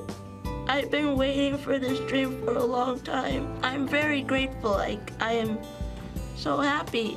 Well, we're crying in the studio right along with you, and they're happy tears. So what do you tell people who have dreams like you do? What's your message for people? I would say to them, keep believing yourself and keep training hard and be proud for who you are. Thank you so very much for letting us share this special moment. I'll see you both in Orlando. How's that sound? 2022, here we come, right? Woo!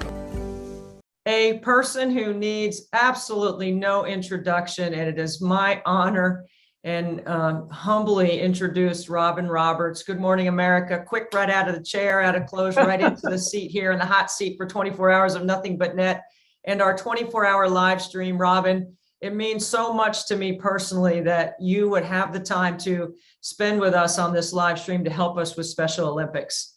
Anything for you, Debbie. And I'm just so incredibly proud of what you and others have been able to do in just a short amount of time. And I'm more comfortable dressed like this than I was out there on the set for GMA. I don't have my gym shoes on, but I'll lace them up with you. But I love how what you're doing. Yeah, it's great. Get out in the driveway and, drain some free throws, but we know it's more than that, right? Oh, there's no question. I mean, the free throws is just the platform and the vehicle to tell the story. And the story is really about Frankie and Special Olympics and why sport is important. And people with intellectual and physical disability need a chance to play and a spot to play. And, Special Olympics has been a landing spot for our family and other families like ours. So that's sort of what we're doing here, is trying to make a difference in our own communities. And that's what my mama used to say, make your mess your message. Yeah. And that's what we all try to do, and just get the word out. And we're very fortunate to have a platform, as we both have, and to be able to use it for something like that, something that has impacted us.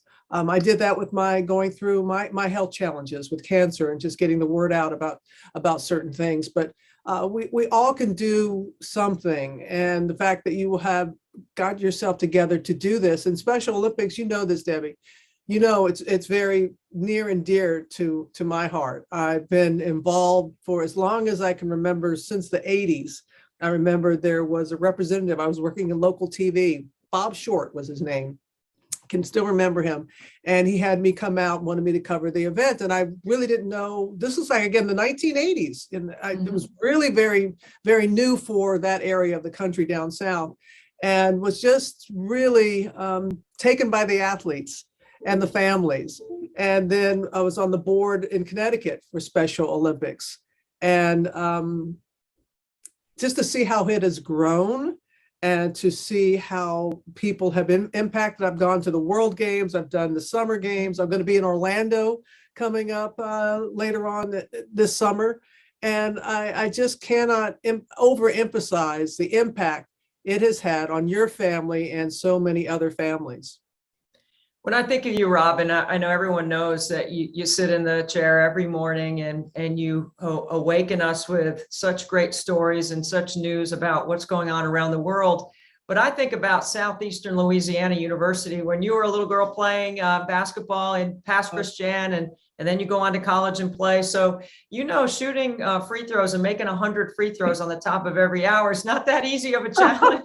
But it's something that, I'm training like crazy to get ready. So you can relate to that, I'm sure. You're up for the challenge. I know that you're up for the challenge, and I love that you are doing something like that. And congratulations, fellow Hall of Famer, very well deserving.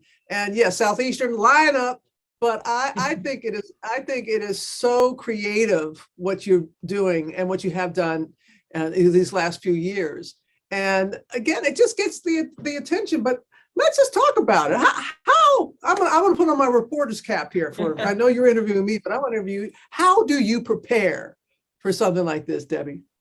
Well, it's a major effort to get ready because I do receive AARP mail. So it's not like the clock is working against me for sure. But you know what, Robin, I know you can relate. I mean, you love the game, right? And I wanted to use my skills. It's not because I have to, it's because I get to. And we have a unique and special story. Frankie is such a rock star. So he's my motivation. So every day, and I'm in two-a-days right now. So it's squats, planks. It's I've created this ridiculous free throw burpee routine where, that bar that you put in the door frame to do pull-ups on? Sure. I put that in the driveway. And so I go free throw, burpee, free throw, burpee. I do 10 sets of 25 makes. If I miss the free throw, I still do the burpee. So that is really taxing. And, down here in Charleston, South Carolina, you know how it is out there in the heat. I mean, so it is definitely just like anything we get as players, reps give you confidence to shoot it well. Shooting it well helps the story. And it's about raising money for Special Olympics. So it's a challenge. It's tough. What was your free throw percentage in college? Oh gosh, Robin, you know what I say all the time? The only time I ever shot free throws is if the other team got a technical. That was it. And then I was at the line. Otherwise, I'm out there shooting jumpers. I'm throwing it inside, relocate on the perimeter. I'm just looking to get my shot off. Oh my gosh, that is priceless. But you know what? We have these stories, and everybody should be able to have a story of being out on the court or being in some kind of sporting event. It should not be limited to, it shouldn't be limited at all. And that's what I really appreciate about Special Olympics. And I've been covering them, like I said, since the 80s. And to see pure joy. Yes. I had the privilege, her nickname is Lightning. I'm going to be down in Orlando for the games coming up. Mm-hmm. And it was a few months back, Special Olympics, they allowed me to announce who made it to the state games. And this wonderful athlete out of Boston. And when I told her that she was going to Orlando, her emotion got George crying, got Michael Strahan crying, the crew was crying. It was just because it was that pure love of just given the opportunity to compete. And that's something that doesn't leave you, it doesn't leave me, it doesn't leave any Olympian, especially the Special Olympians. And so that's what I just get so excited about. But I cannot believe you are doing those burpees and you're getting out. You're taking this seriously. I mean, Yeah. it's a vehicle but it's the competitor in you. It's the competitor in you. You want to drain as many of those shots as you can. I know. You know, that is exactly it. The first 3 years, I'm averaging 92%, but I have not had an hour where I've made 100. I've had several hours where I've missed like 2 or 3. Okay. Yeah, I'm taking it serious. Oh yeah, it's serious. I'm 92%, Robin. Like, I got a little street cred when I go in the gym now. You know, I got a little, because I've been the best non-stat starter in NC State women's basketball history. You know, 3 years of starting, no stats. Can't get to the free throw line, just shoot it. That is hard to do. That in itself. I mean, that is not an easy feat. But you 29 minutes, 29 minutes, 2 for 4, maybe a rebound if it came way out, a couple of assists, definitely a turnover in there. But yeah, that's me. Hey, Debbie, how'd you come up with this idea? You know what, Robin, as a promoter of the game and your great love and passion for the game is unequal. And, I feel the same way. I have always talked about on the air, shoot till your arm falls off. I think offense is the most important part of our game. I know defense plays a role, but I'm selling offense. I'm selling it hard on the women's side. And because of that, I started a challenge years ago now. It's almost been 10 years where I was going to make 115 footers every day in the month of July in the 100-degree heat on the blacktop without a shooting coach, nutritionist, without a masseuse, without a gym where I could go inside, plug in my iPad, play some music, have the dish rebound to me, all that. I was just kind of like making light of the fact that the way you and I grew up and the way we played was we were in the driveway. We maybe didn't even have anybody to rebound for us. I mean, I chased the ball. I had to chase the ball. So I decided that I was going to do that and challenge other schools to do the same thing. And then, if you don't mind, if I just, please, I decided I wonder how fast I can make 100 shots sliding along the free throw line with 1 ball, 1 rebounder. And so I made 100 out of 104 in 5 minutes and 32 seconds. And I thought, well, that's not embarrassing. That's actually solid. I was about 48 when I did that. And so I was like, let me put that out there and see if anybody can beat me. I created a little medal, and if a player somewhere around the country beat my time, I sent them this medal. And it was kind of like Antonelli's 100-shot challenge. And that's what I called it. And I was just trying to sell offense and give people a challenge to try something. And I have to be honest, there weren't a lot of players that could beat my time. See there? That's right. You're making me think. Go ahead, continue, please. And then I'm sorry, but then that's what propelled me after 6 years of doing that. I was like, I got to change it up. How can I monetize this? And what could I do? And obviously Special Olympics is a really important part of the way we live, how we've raised Frankie, his ability to compete and train, his ability to organize with his friends. And I thought, you know what, this is a really great landing spot combined with him going to Clemson Life and creating some more awareness about post-secondary educational experiences for students with intellectual disability. And Clemson University is a leader in that. And it just kind of all rolled together. And I was like, now, can I do it? And will people give money? And then will they watch the live stream? And honestly, we're finding out that, you know what? We just keep getting better. And every hour, the amount of money goes up. And that motivates me to keep staying sharp and focused. And you got to put the reps in to be able to do it. I'm not just walking out there and shooting. I am training all year round now to be able to do this, to do it at a high level. Well, God bless you. I could not imagine all that. But you made me think of what our dear friend Pat Summitt, what would she say? She said, offense sells tickets, defense wins championships. But offense sells tickets. And I agree with you. We talk all about D, but people want to see it go through the net. They Absolutely. Want to see, and that's what you are all about. And Clemson Life, Frankie, the way you share his story, really, y'all are really helping some folks, because I know it has been a journey for you and your entire family. And I can only imagine the things you must have been told early on about how far he was going to be able to go in life. Well, he became a college man. And what most families dream of for any of their children to do that, and for Frankie to be there to do that, And for you to be so vulnerable and transparent in sharing, you have no idea the impact. Yeah, I'm going to tune in. I'll follow the stream because I want to see you drain some, but I want to see those numbers, not the numbers that are going through the net. I want to see the numbers of dollars that this is going to add to of what you've already been able to raise over the recent years, and that's the figure I want to see. But I want to see if you got a little game. I mean, come on, you're a recent Hall of Famer. A little bit. You got to represent, Debbie. Come on. I felt the same way as you did on your acceptance speech when you went into the Women's Basketball Hall of Fame. I mean, I'm going in as a contributor. Come on, Robin, you should have gone in as a player, right? Player. But you have been quite in many aspects, but you have really made that ceremony. You really have. I mean, for all those years that you have done that, and and this is what is so inclusive about our game, that we can all contribute in some kind of way. We can't all be the Candace Parkers of the world out there on the court, but we all can have the same passion and find a way to contribute.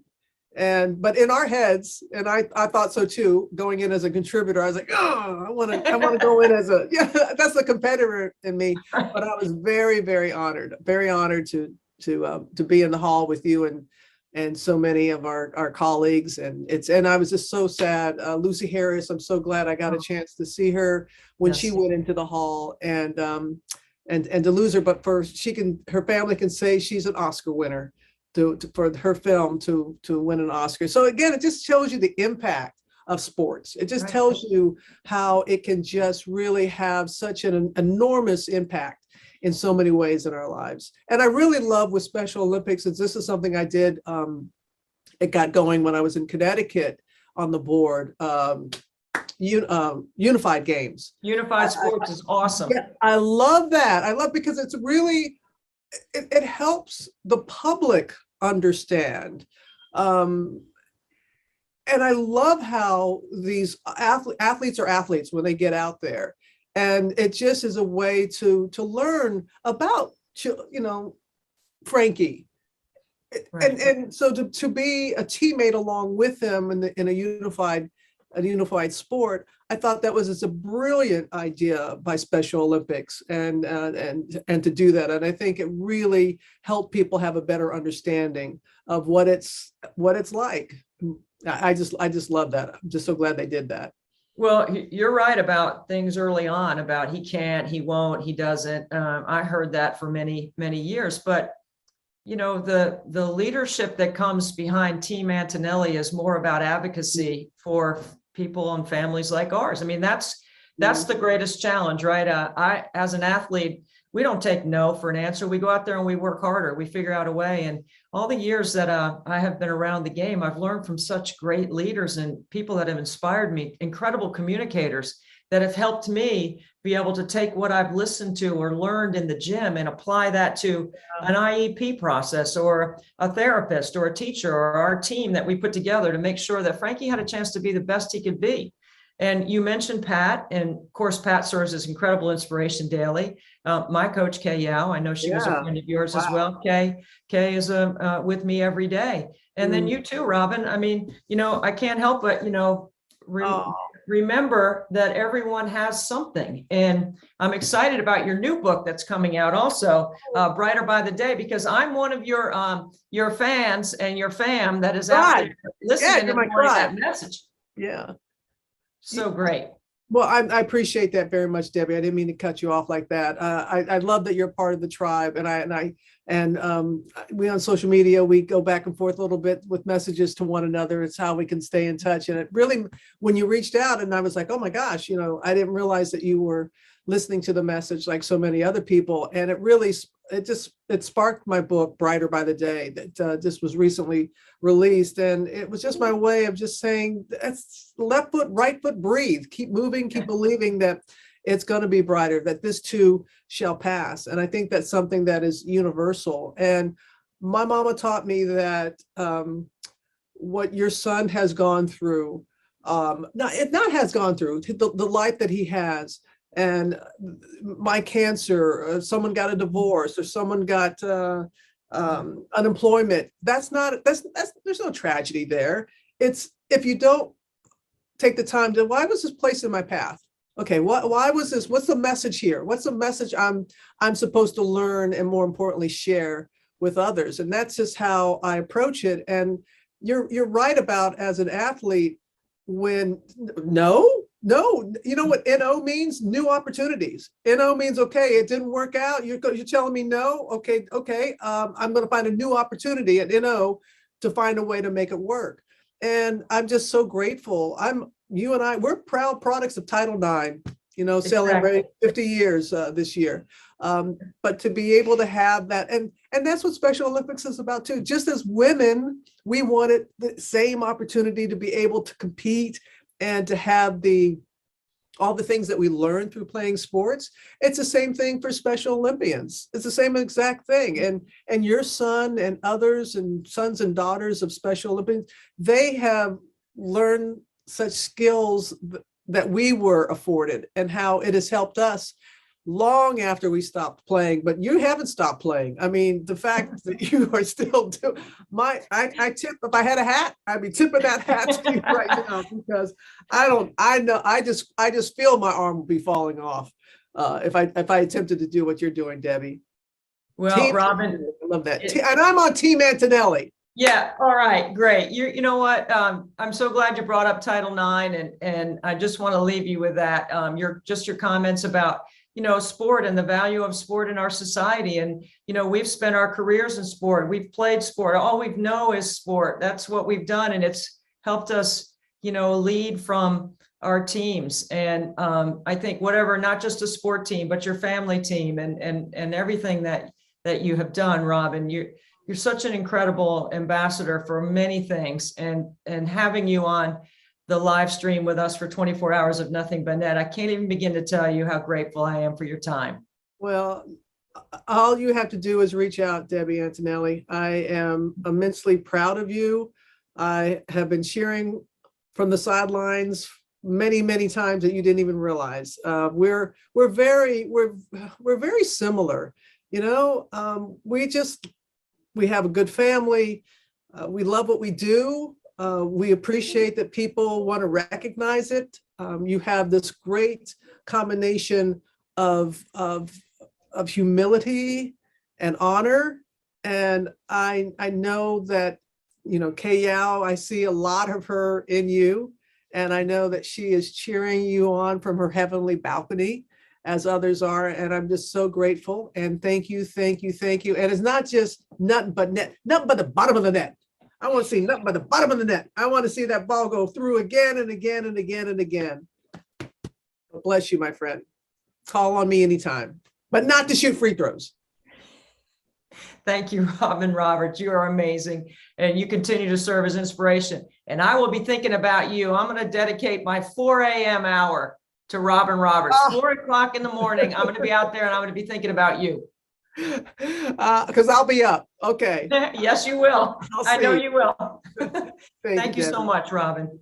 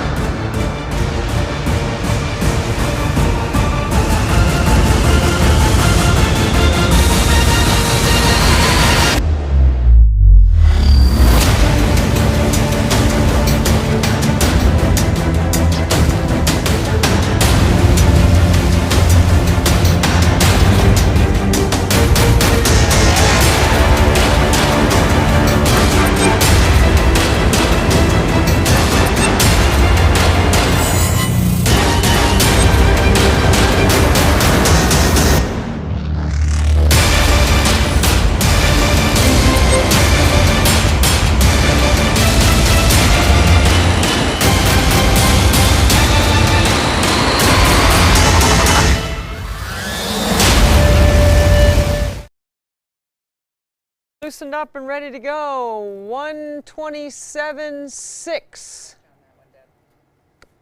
Oh, $127,600. We have gone up another $1,000 in the last hour. Thank you so much to whoever made that donation for Special Olympics. Okay?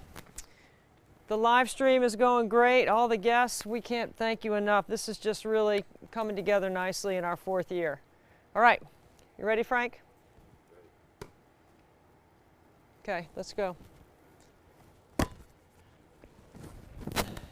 It's 1.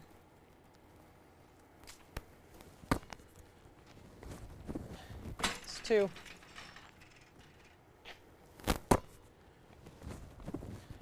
3.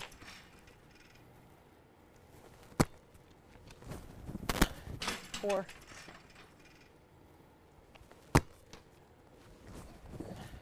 5.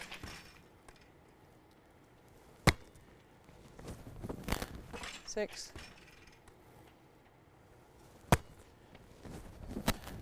7. 8. 9.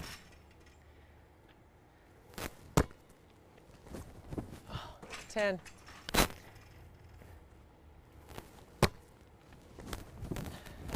11.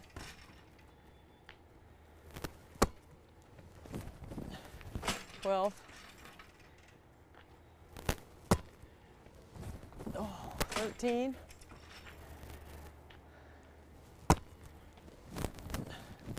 14.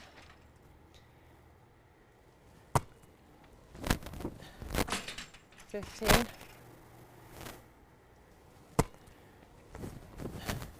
16.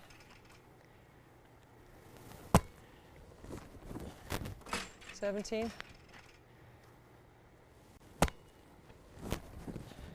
18.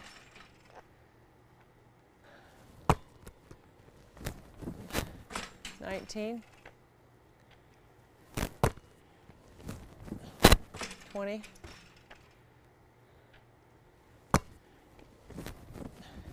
21. 22.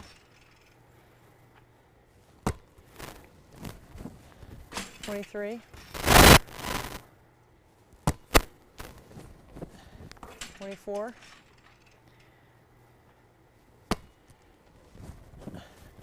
25.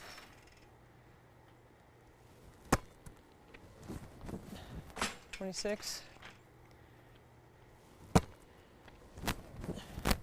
27.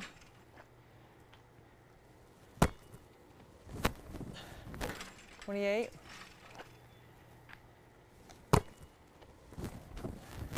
29.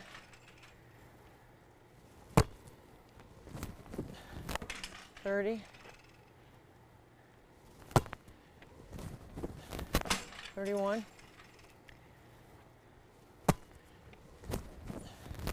32.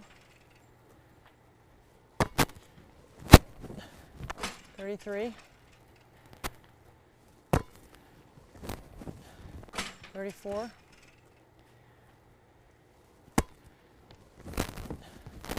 35. Oh, 36 snuck in there.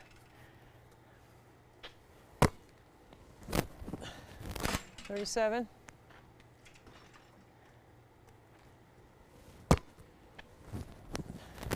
38.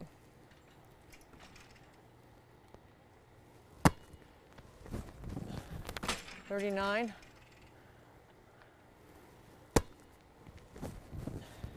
40.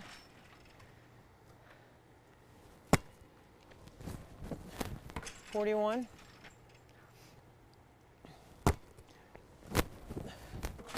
42. 43.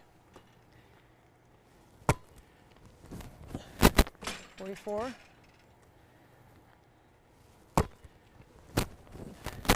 45. 46. 47,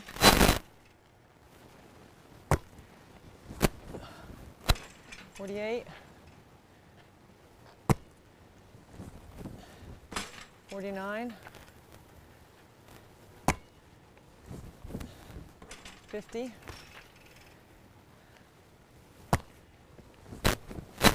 51,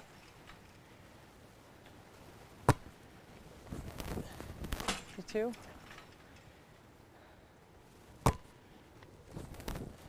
53, 54,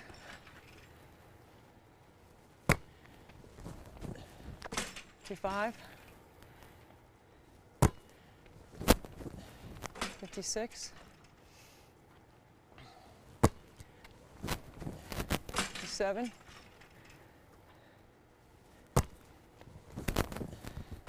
58, 59, 60, 61,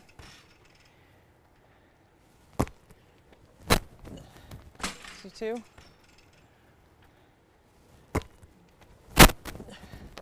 63, 64,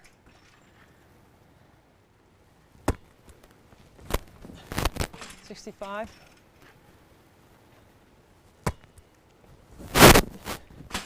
66, 67, 68, 69,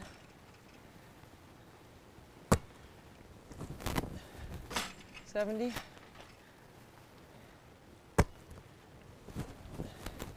71,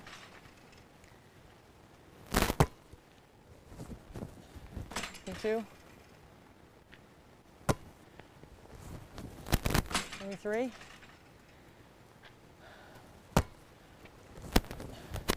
74, 75,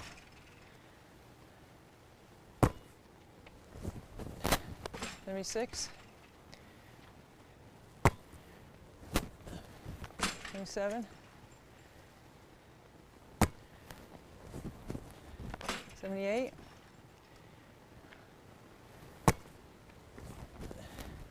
79, 80,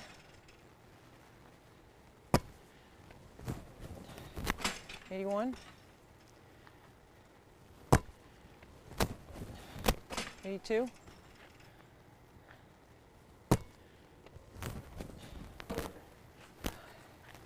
82,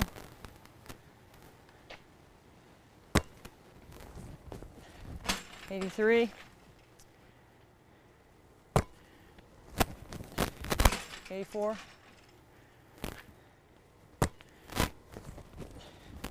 85, 86,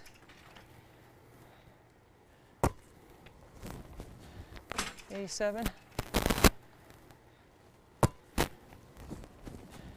88, 89, 90,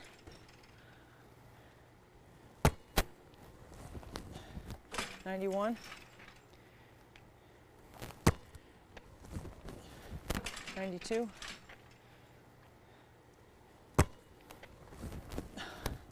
93,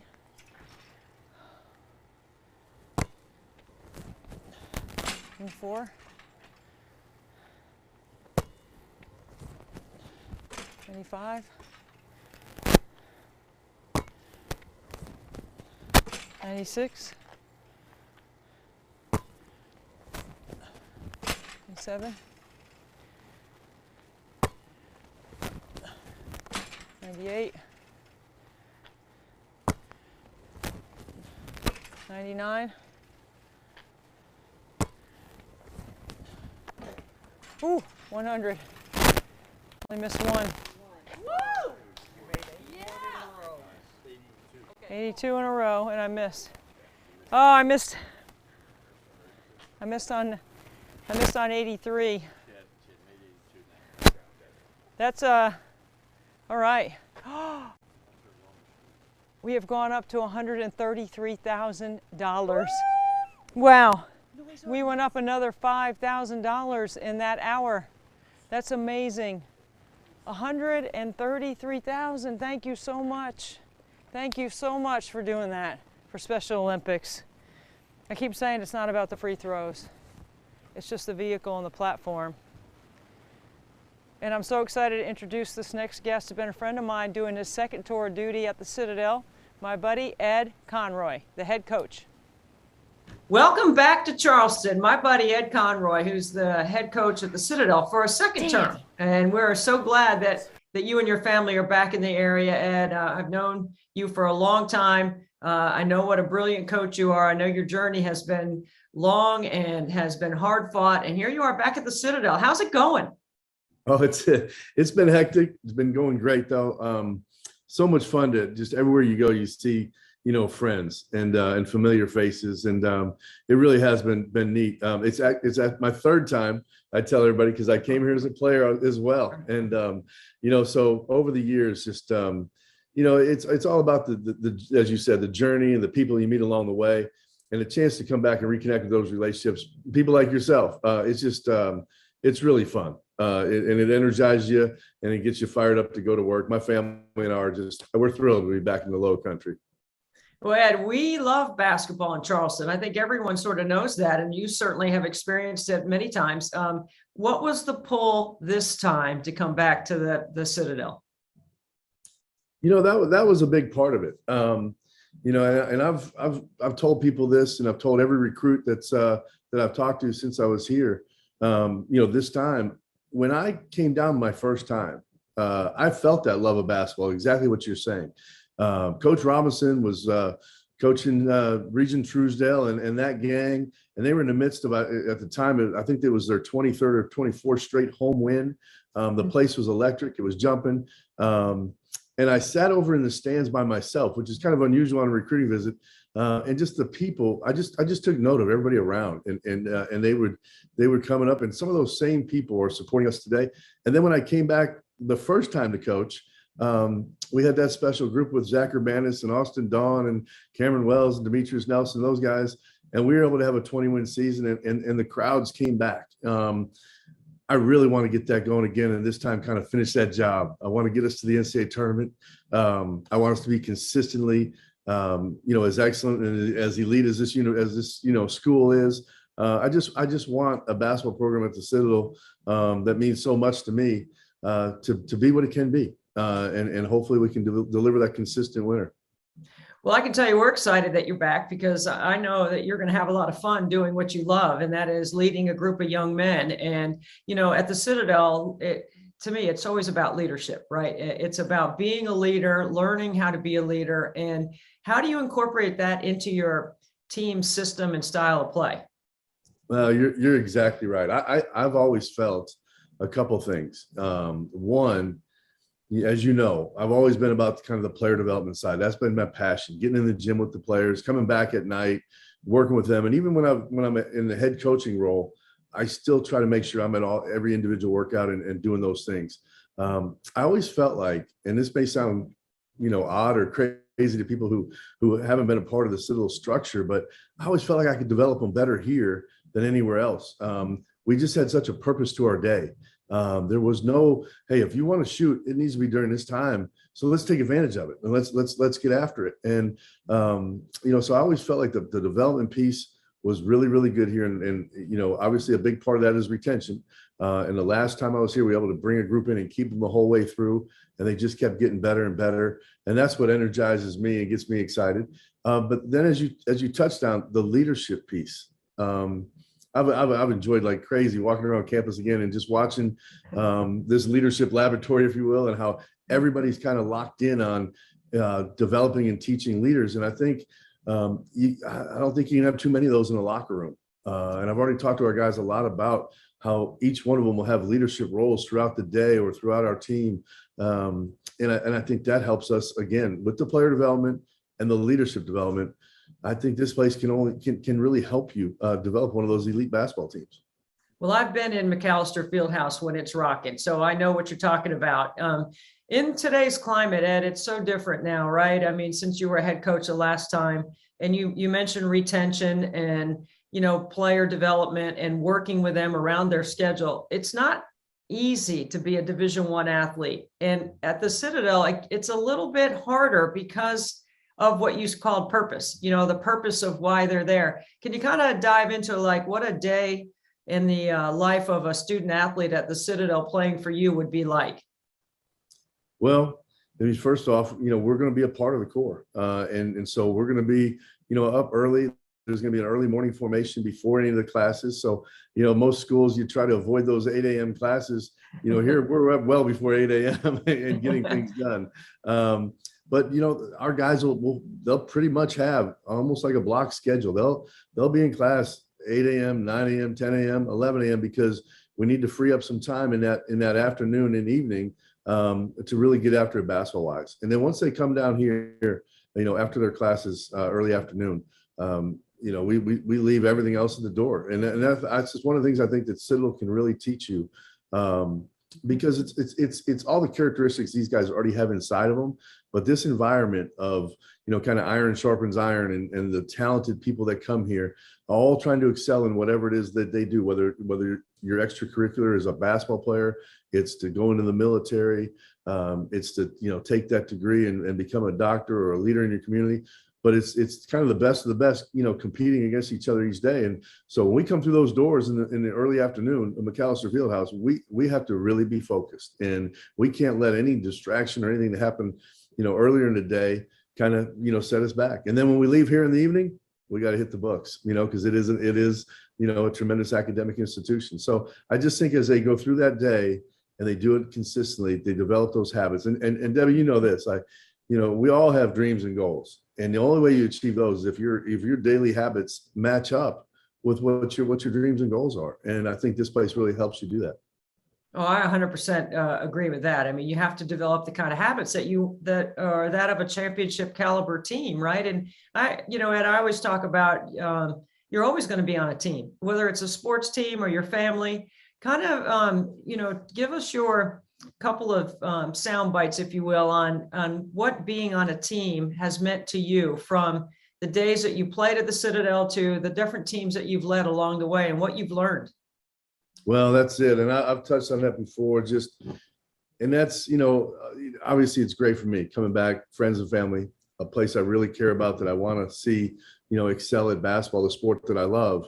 But really what gets me when you talk about personally in the Citadel, I think about just the power of teams. That's why I love to coach. I don't ever want anybody to, take that away from me. I love being around a team and being part of it, whatever my role is. I've been head coach, assistant coach, associate coach. I've been director of ops. I've been up and down, and I've been at different levels. All those things, none of those things matter. It was just about being on a team and how exciting it is. And I really learned that at the Citadel. Like a lot of us, I played all the sports growing up, and I love sports. But when I came to the Citadel, I really fell in love with the power of a team. And what I mean by that is because you get put into, first of all, you have a roommate that you haven't met. We don't room athletes together. And you have to figure this odd thing out that's called the Citadel. You're in a squad, you're in a company, you're in a battalion, you're part of a regiment. You become part of so many different teams, and you really are given tasks that there's no way you can accomplish them by yourself. And a lot of it is foreign. It's not something we grew up knowing anything about. Nobody comes in here and experienced Citadel Cadet. So you have to rely on each other. You have to find a way to communicate with all kinds of different people and become a good teammate. You just do. And if you do that, on some of those teams, on some of those tasks, you'll be a star. On some of those tasks, you'll just be a guy kind of pulling the rope and hoping you've got some talented teammates around you. And I think it humbles you, but it also gives you such great confidence that you can go into any unknown situation and figure it out as long as you know how to be a teammate. So the power of teams, I look out through my window in my office every day and I see it in action, and I'm thrilled to be a part of it. Well, I'm excited about watching what you're going to put on the floor, because as a basketball person who is a junkie like you, I mean, we're both junkies. We both love it so much.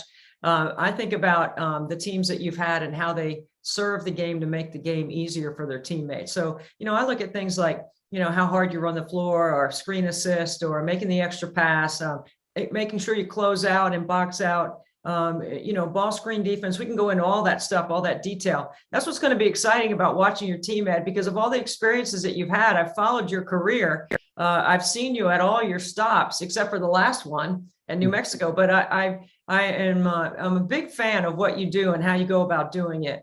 And since we're talking about team, that's exactly what we're doing here with 24 Hours of Nothing But Net. We've created a team that is trying to raise money and awareness for Special Olympics, which will directly impact our community here in South Carolina. The state of South Carolina is servicing over 30,000 Special Olympic athletes. And in the last 8 years or 10 years, that number has grown like 8,000 athletes. So we need help to organize and train and to compete. And that's where, I'm so grateful to have your friendship and your support, as always, on this event. Oh, absolutely. And cannot applaud you enough for your efforts. I think it's just absolutely fantastic. And I hope everybody, listening to this and out in the community, gets behind it, because I think what you're doing it's fabulous. And it takes a heck of a team effort, but I know with you leading the way, we can accomplish a lot of great things. So I applaud you.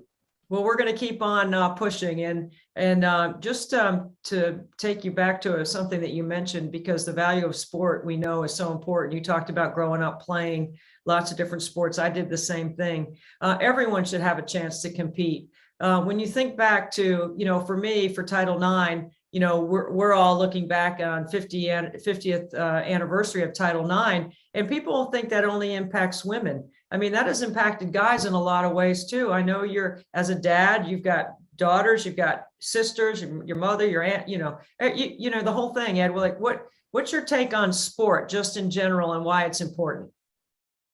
Well, I think you hit on a lot of things right there, but it's, I think a lot of the values I've talked about, whether it's just teamwork, getting out of your comfort zone, playing different roles depending on what the sport. I think that was one of the things that was so great, and why we need widespread opportunities for everybody, is that in some sports you might have a little more of a natural inclination to it, or you might pick it up a little faster.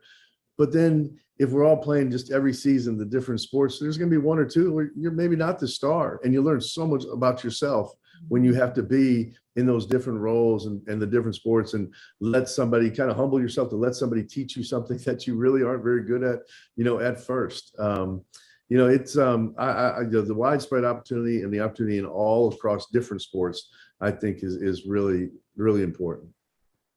Well, we can't thank you enough for your time, Ed. I mean, we're looking forward to in the Low Country to seeing what the Citadel does this year in basketball. You got a tough league that you're playing in, a very competitive league. And I can't wait to come down there and be a fan and cheer you on. Thank you so much. Well, I do have one thing for you. I was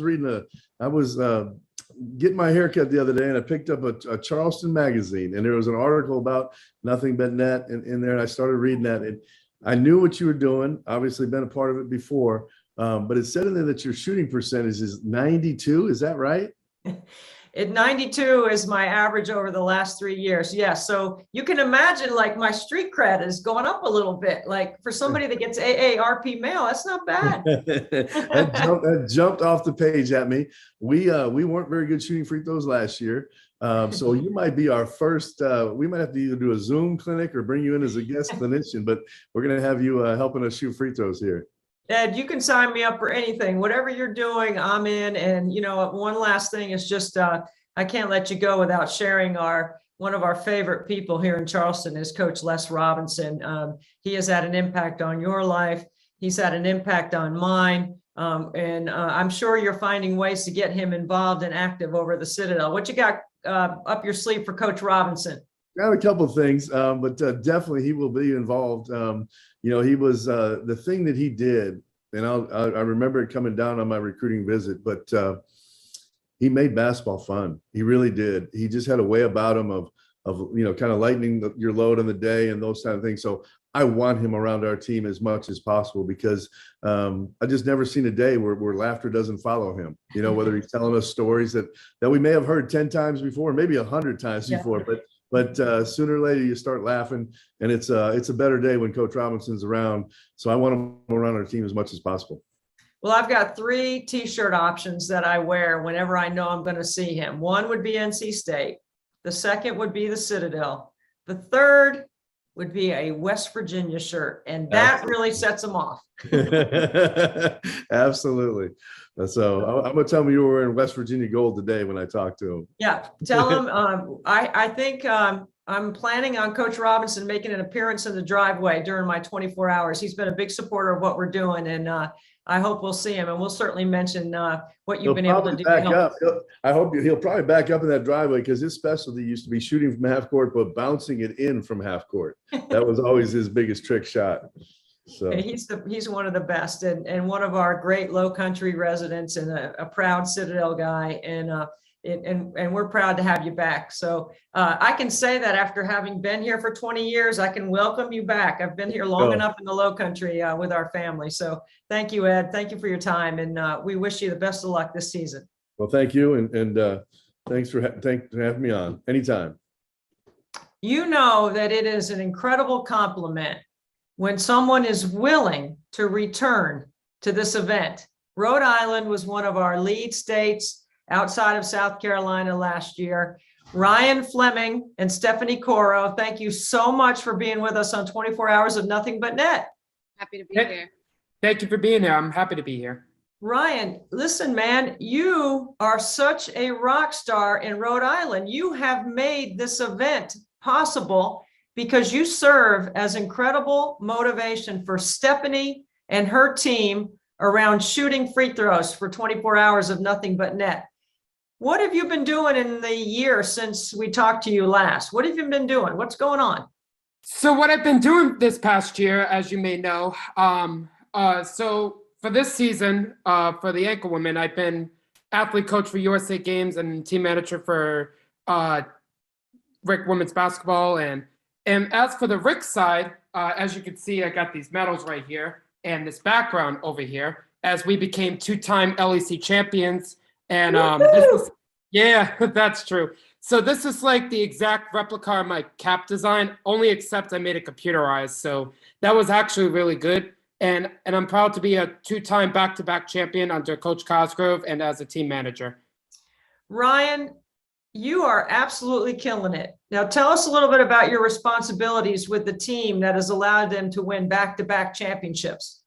Well, I mean, the same thing as last year. You motivate the team to be the best you can be, getting good quotes from inspirational leaders like Steph or anyone from the Rick alumni.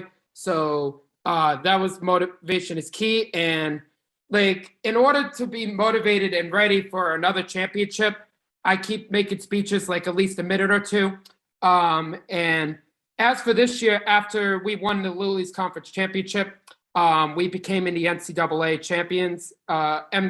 The tournament, but we lost in the first round. But I motivated them by trailers. Starting like January, I've done like motivational trailers to help hype the social media up and make sure that they feel ready for the game and feel ready. Like Brady always does it for his regular season games. I know it's funny. I think that's amazing that you're putting together some graphics and some video. Is that what you're doing in 1 minute increments and segments? Well, yes, but it's actually more than a minute when you make trailers. Like I use iMovie when I use trailers, so that's what it is. Okay, I don't even know how to do that myself. Stephanie Coro, you are one of the all-time great shooters in the history of Rhode Island basketball. Without even throwing out a bunch of numbers, because I don't want anybody to think that you're actually going to challenge me in my free throw percentage, but I think you are going to challenge me. What's the training been like for you this year? Last year you did the task in Rhode Island and you took it on and you were a champion and a warrior. What's it been like this year getting ready to shoot free throws for 24 hours?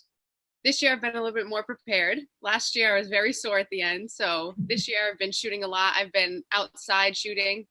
This year will actually be indoors, which will be a little bit better because last year there was some wind, it was a little cold. But so I've just been shooting a lot, been lifting because I need, it's shooting free throws, but it takes a lot out of you, more than I thought. Yeah, it's challenging, right? I think people, I know they look at me and they say, you're going to do what? And you're going to how? And how old are you? And it goes kind of like that progression in their mind, whether they say it or not. I'm reading what they're saying.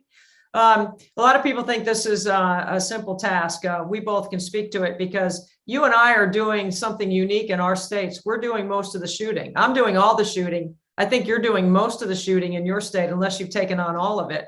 What's your plan for how you're going to make 24 hours of free throws happen? Well, last year, what I did is I started shooting and I was doing it all by myself. And then Ryan came to my rescue and he started finishing off my rounds, which was a huge help. And it gave him the spotlight, which he loves the spotlight. As you can tell, he's born to be in the spotlight. So I was so happy about that. This year, I'm hoping to have an athlete each hour to finish my shots. So I'll shoot 90 and they shoot my last 10 to get them more involved. Ryan's definitely going to be doing that. And just to make it more about the athletes, because that's what it's about. I mean, I'm the one shooting, but it's for them. And I want them to be as involved as possible. So of course, Ryan's going to be my number one. He's going to be by my side the whole time. But I do want to incorporate more athletes. So that's my plan, to shoot most of them and shoot all of them in the middle of the night when everybody else is sleeping. But I really do want to incorporate everybody else in this as well. Stephanie, I agree with you. It's not really about the free throws. It's about the story and the platform to share the story. It's a vehicle to get the word out, to raise money, to raise awareness. We both understand why Special Olympics is so important. Why was it important for you, Stephanie, to get involved in this event? It was important for me because in order to graduate, I did an internship with Special Olympics, and I wasn't very familiar with what they did. I wasn't very in tune with the community, but I immediately fell in love. The people who volunteer their time, the people who work there, the athletes, I just fell in love, and everything I can possibly do to be part of that, or to show them how much I love them, how much support they have, or do anything to help them go to their summer games, or I know Ryan's going to be competing, like just to show that support. I'll do anything possible for them because they're just, they made my life better, and I want to do everything I can to make theirs better. You're going to make me cry while I'm thinking about it, because I understand personally, obviously you understand the impact that we can have and what sport has meant to us. Ryan, when you hear Stephanie talk about wanting to make an impact on Special Olympic athletes and improve their experience, their training, their ability to compete, how does that make you feel about your relationship with Stephanie? Well, I have to agree with Steph. Like, we're working to make sure the Special Olympic athletes get to be part of this event, and we're doing everything. So that's why I'm in love with Special Olympics as well, like Stephanie. But as an athlete coach this year, it's my responsibility to motivate Team Rhode Island to be their best and make sure that they do this event. I think that's amazing. So what events are you going to compete in, and which events are you going to coach in the national games in June in Orlando? Well, as for the events, it's for traditional basketball that I'm the athlete coach for, like a 5v5, and we are ready. And I told my guys at Team Rhode Island, and it was like in the fireside chat, I told them we have to compete against different teams of the state of Rhode Island. Like, we act like we're in national games, basically, like if we're playing against Orlando, Florida, or as we played against Texas, California. Like, this is huge motivation. And I tell my guys as well, they're lucky to be part of a team that over 1,000 athletes and coaches couldn't be in it. But it's just a similar feeling like when we were in the NCAAs, when Coach Cosgrove mentioned to the Anchorwoman team that you're very lucky to be in the NCAAs, that 64 or maybe more than 64 teams couldn't even do in the NCAAs this year, and especially throughout 2 years during the pandemic. Ryan, when I find enough capital and find enough investors, not only am I going to help Special Olympics, but I'm going to create a channel that runs, or a program that runs, on some of these live streaming different platforms that we have when people cut the cord and go with Hulu and Disney Plus and other places. And when that happens, I'm going to hire you to do some interviews because I think you would be a really good interviewer. Yeah, that is true. show. I'll be definitely in. So You definitely be in. Do you have an agent or is that Stephanie? Is Stephanie your agent? Like, who do I negotiate with? I can. well, count Stephanie as my agent. There we go. Everybody's got to have an agent, right? Yep, Stephanie, I Stephanie's can, my agent. I can see Ryan is your agent. Yes. Ryan, what are you going to do to help encourage Stephanie while she's making all these free throws? Same as last year, like motivating her to be the best, like shooting free throws, like 90 of those free throws. Just like how I motivate these athletes to shoot some free throws, even though you get tired over it, but you have to be the best at free throws. And Stephanie is such a good shooter. So I'm so excited to partner with the state of Rhode Island. Stephanie, I know after the first year, you had lots of ideas, things that you were looking to change, things that you came up with, including an online store where people can purchase some merchandise of 24 Hours Nothing But Net. Kind of tell us what changes you've made from year one to year two. So with the store, my goal was to keep it open and anyone can purchase stuff. That way we could wear it for the event. And for Rhode Island, we have t-shirts coming. So we're all going to be wearing our t-shirts. Everyone's going to see that. But then year round, everyone can see what we're wearing. Hey, and then they can say, what is that? Okay, here's a way you can donate. Here's a way you can help. Here's a way you can be involved next year. So that's one thing we're doing. This year, we're opening it up to a bigger venue so we can have more people coming. We have fire departments coming. We have police departments coming. We have high school kids coming. We have so many people who are coming out. They're shooting, getting donations. So we're opening up to more of a community. Last year, it was more just me shooting. So now it's going to be competitions. Anybody who wants to come, anyone who wants to shoot, it doesn't matter your age, it doesn't matter anything about you. So it's more of a community thing now and not just, hey, I'm in my backyard shooting. So we've opened it up so much, and Special Olympics of Rhode Island has helped so much get the word out. And Ryan, I mean, he's the MVP in every aspect of his life, especially in this. He's done videos, he's done promos, he's gotten the word out, he's recruited athletes. And I couldn't have done this without his help, without the help of Special Olympics Rhode Island, without the help of all these departments that are helping us. So it's going to be a pretty big event and I'm so excited. I can't even begin to tell you how excited we are to be partnered with you in the second year, because this is what it is. I mean, this is what we're doing, right? If we can just get 1% better every day and just do one more thing to help someone else, we all make our communities better. And when I look at $415,000 that we all have raised, because we're all on the same team, you know, the money gets whatever money comes into Rhode Island stays in Rhode Island. South Carolina wants to help Rhode Island raise as much money as Rhode Island can raise. Rhode Island is helping South Carolina, Ohio, Pennsylvania, North Carolina, Minnesota, and Texas. When I think about how much people like you, Stephanie, have taken on the task, because it just takes one person to make a big difference for a community of people. And you have certainly done that by taking on this task, because we know physically it's not easy. It's mentally, physically, emotionally taxing, but at the end, it's worth it. Look at the friends that we make through Special Olympics. I mean, like, we're friends, right? Me, you, and Ryan. Mm-hmm. Yeah. Ryan, what does it mean to be an athlete that competes in Special Olympics? What does it mean to you to be able to have the chance to compete?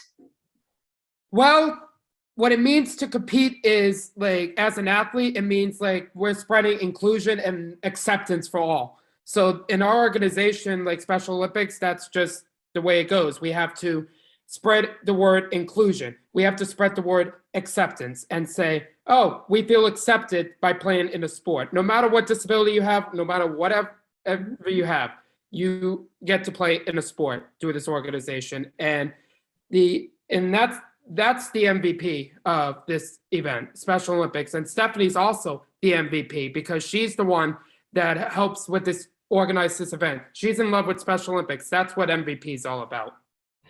Ryan, what is your disability and how do you advocate for yourself with your disability? Well, I have autism since I was like 18 months old. So, like when I was 18 months old, I had autism, and I couldn't be able to speak till I was about 5. And all around, and my teachers from Lincoln, my teachers, my coworkers, my friends and family helped me overcome my disability. And I'm advocating for those who needed help, for people who have autism or any other disability. I'm trying to advocate for change, which is really good. Like, we want to make sure that these people with disabilities feel included, no matter what disability you have, like I said, to make sure they feel included in every single part of the way in life, like being part of a sport, being part of an event. That's something to look forward to as a person with disability and as a person without a disability. Stephanie, when you hear Ryan speak about his disability, I only hear what he can do. I don't ever hear what he can't do. It's all about having the right attitude, which obviously Ryan has advocated for himself, and not only advocated for himself, but he is advocating for other people with disability, which is just special and unique to me. When you hear Ryan talk about some of his challenges of being a person living with autism, how inspiring is that for you? And does it factor in when you're in your workouts, like trying to get that last rep or that last set in? Yeah, absolutely. I think Ryan's absolutely amazing. The stuff that he accomplishes, disability or not, he's just so inspirational. He's so positive. He just loves so hard, and that's so inspirational. When I was shooting, even last year, it's 3 a.m. I just want to go to bed. And I'm like, if Ryan was here, he'd be cheering me on. And there's so many athletes that I'm doing this for. So it's Ryan and all the other athletes that I've come across in my life, and they're what it's all about. And that's the most inspirational thing. And Ryan, he'll text me every day and something inspirational, and it just gets me through the day. If I'm having a bad day, there's Ryan. He's so positive, so happy, and he's just capable of so many great things that I'm so, so grateful for this event, because it brought him into my life, and I would never, ever change that for anything. We're all friends. I mean, that's the best part of it, right? Is we get to make fast friends. Stephanie, take us through, I know how humble and grateful I am for what you're doing, because I know shooting free throws, making 100 every hour for 24 hours is not an easy, simple task. So take me through what your detail is and how you plan on managing that 2 a.m., 3 a.m., 4 a.m., 5 a.m. hours when you could feel some isolation in the gym. I know it doesn't take you that long to make 100 free throws. It takes me 10 to 15 minutes to make 100 free throws. What are you doing while that downtime is happening? Are you resting? Are you hydrating? How do you stay fueled? So last year I did it so quickly that I was just trying to get it done, and then I had so much time off. But this year I'm going to slow down, take my time, so there's not as much of a gap in between. And I've tried to line up people to come and be there with me in the gym, because last year when I was alone by myself for a few hours, at one point I sat on the couch and was like, how am I ever going to get back up? But one of my friends came by, he's like, get up, you have to go do this, go outside. So I think having people there is definitely going to be the biggest thing. I'm going to try to eat more, even though it's the middle of the night. I have to find a way to keep myself from falling asleep. So I think being in a gym is going to help, because there's nowhere to lie down. I'm not going to lie in the bleachers. So I've struggled, but I'm going to do my best. I'll give you a tip. The first year I was in a gym, as you know, now I'm in the driveway. The first year I put a tent with an air mattress in the corner of the gym, just in case I needed 15 minutes. And in the first year, and every year at 4 a.m., I take a shower. After I make my shots at 4 o'clock, I take a shower. I'm going to give you a tip. One of my neighbors is a pediatric nurse in the NICU unit, and she says to me that that's when our bodies start shutting down, and that's when the nurses in the NICU unit start bathing the babies. She said that keeps us moving, keeps us warm. So I decided that, well, if they're bathing the babies at 4 a.m., maybe I should take a shower. So in my mind, I thought, okay, that's one thing that I'm going to do. And I've done that, change clothes, try not to look at the time, just know when it gets close to the top of the hour to try to get my old bones moving and get ready. and hope that you have to rely on your training, right? You have to rely on everything that you've done, all the reps, just like when we were players in college. You know, you have to trust the process. And each year the process just keeps getting better and better. You keep getting better. I just keep getting older. But it's still amazing that you would take on this task alongside with me, and you serve as motivation for me as well too, Stephanie. So I want to thank you for that. Ryan, parting shot, what would be one thing you'd want to say to someone that's listening that has a chance to help Rhode Island by giving a penny for every free throw that is made? That's just $24 for Special Olympics Rhode Island. How would you inspire them to want to give and make a difference? Well, I would inspire them by telling everyone on social media. I'll keep posting on social media about how this great event helps spread inclusion and acceptance, and Nothing But Net, like shooting free throws, like people with disabilities, tell them to come on by and say hello to and maybe shoot a couple free throws, like 10 of those free throws, while Steph does 90 of those free throws. That's just the way it goes. That's what's called inclusion and acceptance. And I would share that message to everyone who is listening on YouTube or any other way. I love it. Stephanie, what would you say to those that are out there watching, listening, have a heart for this community of people that just need somebody that's willing to do a little bit more to help them? I would say, even if you can't donate, show up. This event, Special Olympics, changed my life. The amount of people that it brought into my life, and any small donation, it helps. And it goes so much further than we think. Even $24 is going to go such a long way. And I know that shooting a lot of free throws is a lot, but that's not what we're asking. We're asking for a small donation. We're asking for some support. Just anything anyone can do. It really, really helps. And it helps. I mean, it's helped me. It helps me. It helps Ryan. It helps you. It helps everybody. So anything that we can do, just help out. It's so worth it. You guys are amazing partners. You're tremendous friends. You're great ambassadors for Special Olympics. And I couldn't be more proud to partner with both of you on this event in our 4th year. Thank you so much for all the sweat, for all the work, for every bit of organization, every call, every grassroots part of this to make this event special for people like Ryan and people that are living with disability. Thank you very much. Thank you very much. And shout out to the Anchor Women and Team Rhode Island. A person who needs absolutely no introduction, and it is my honor and humbly introduce Robin Roberts. Good morning, America. Quick, right out of the chair, out of clothes, right into the seat here in the hot seat for 24 hours of Nothing But Net and our 24-hour live stream. Robin, it means so much to me personally that you would have the time to spend with us on this live stream to help us with Special Olympics. Anything for you, Debbie. And I'm just so incredibly proud of what you and others have been able to do in just a short amount of time. And I'm more comfortable dressed like this than I was out there on the set for GMA. I don't have my gym shoes on, but I'll lace them up with you. But I love what you're doing. Yeah, it's great. Get out in the driveway and, drain some free throws, but we know it's more than that, right? Oh, there's no question. I mean, the free throws is just the platform and the vehicle to tell the story. And the story is really about Frankie and Special Olympics and why sport is important. And people with intellectual and physical disability need a chance to play and a spot to play. And, Special Olympics has been a landing spot for our family and other families like ours. So that's sort of what we're doing here, is trying to make a difference in our own communities. And that's what my mama used to say, make your mess your message. Yeah.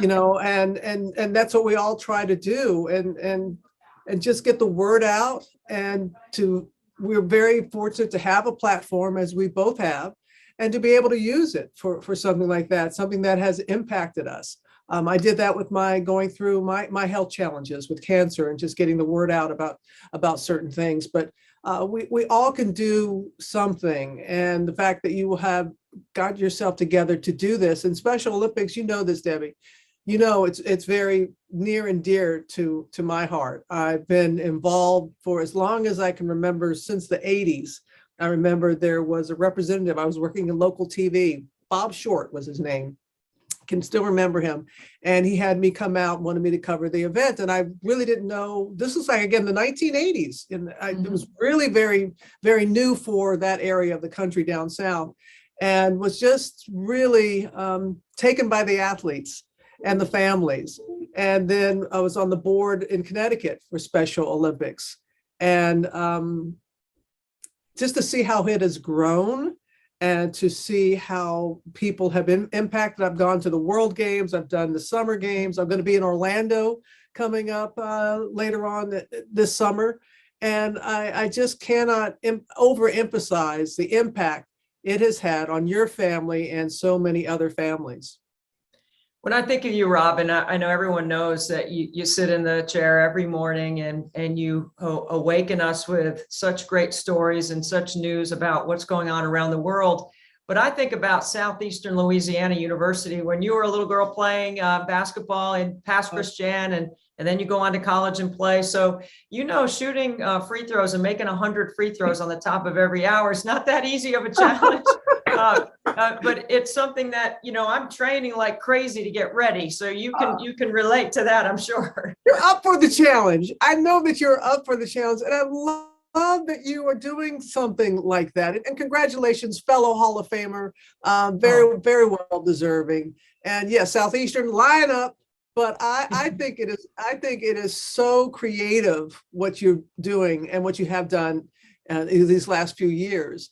And again, it just gets the attention. But let's just talk about it. How I want to put on my reporter's cap here for. I know you're interviewing me, but I want to interview you. How do you prepare for something like this, Debbie? Well, it's a major effort to get ready because I do receive AARP mail. So it's not like I'm the clock is working against me for sure. But you know what, Robin, I know you can relate. I mean, you love the game, right? And I wanted to use my skills. It's not because I have to, it's because I get to. And we have a unique and special story. Frankie is such a rock star, so he's my motivation. So every day, and I'm in two-a-days right now. So it's squats, planks. It's I've created this ridiculous free throw burpee routine where, you know, that bar that you put in the door frame to do pull-ups on? Sure. I put that in the driveway. And so I go free throw, burpee, free throw, burpee. I do 10 sets of 25 makes. If I miss the free throw, I still do the burpee.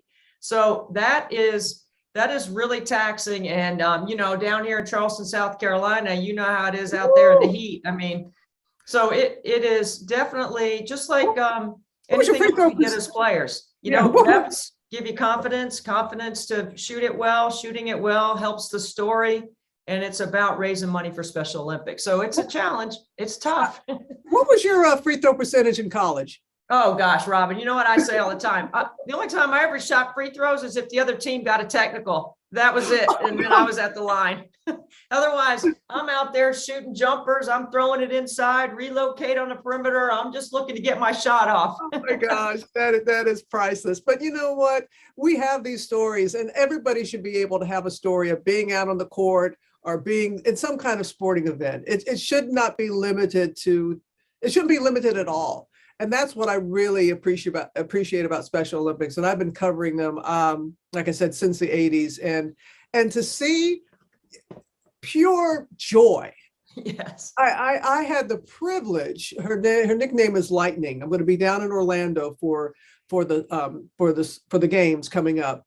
Mm-hmm. And it was a few months back, Special Olympics, they allowed me to announce who made it to the state games. And this wonderful athlete out of Boston.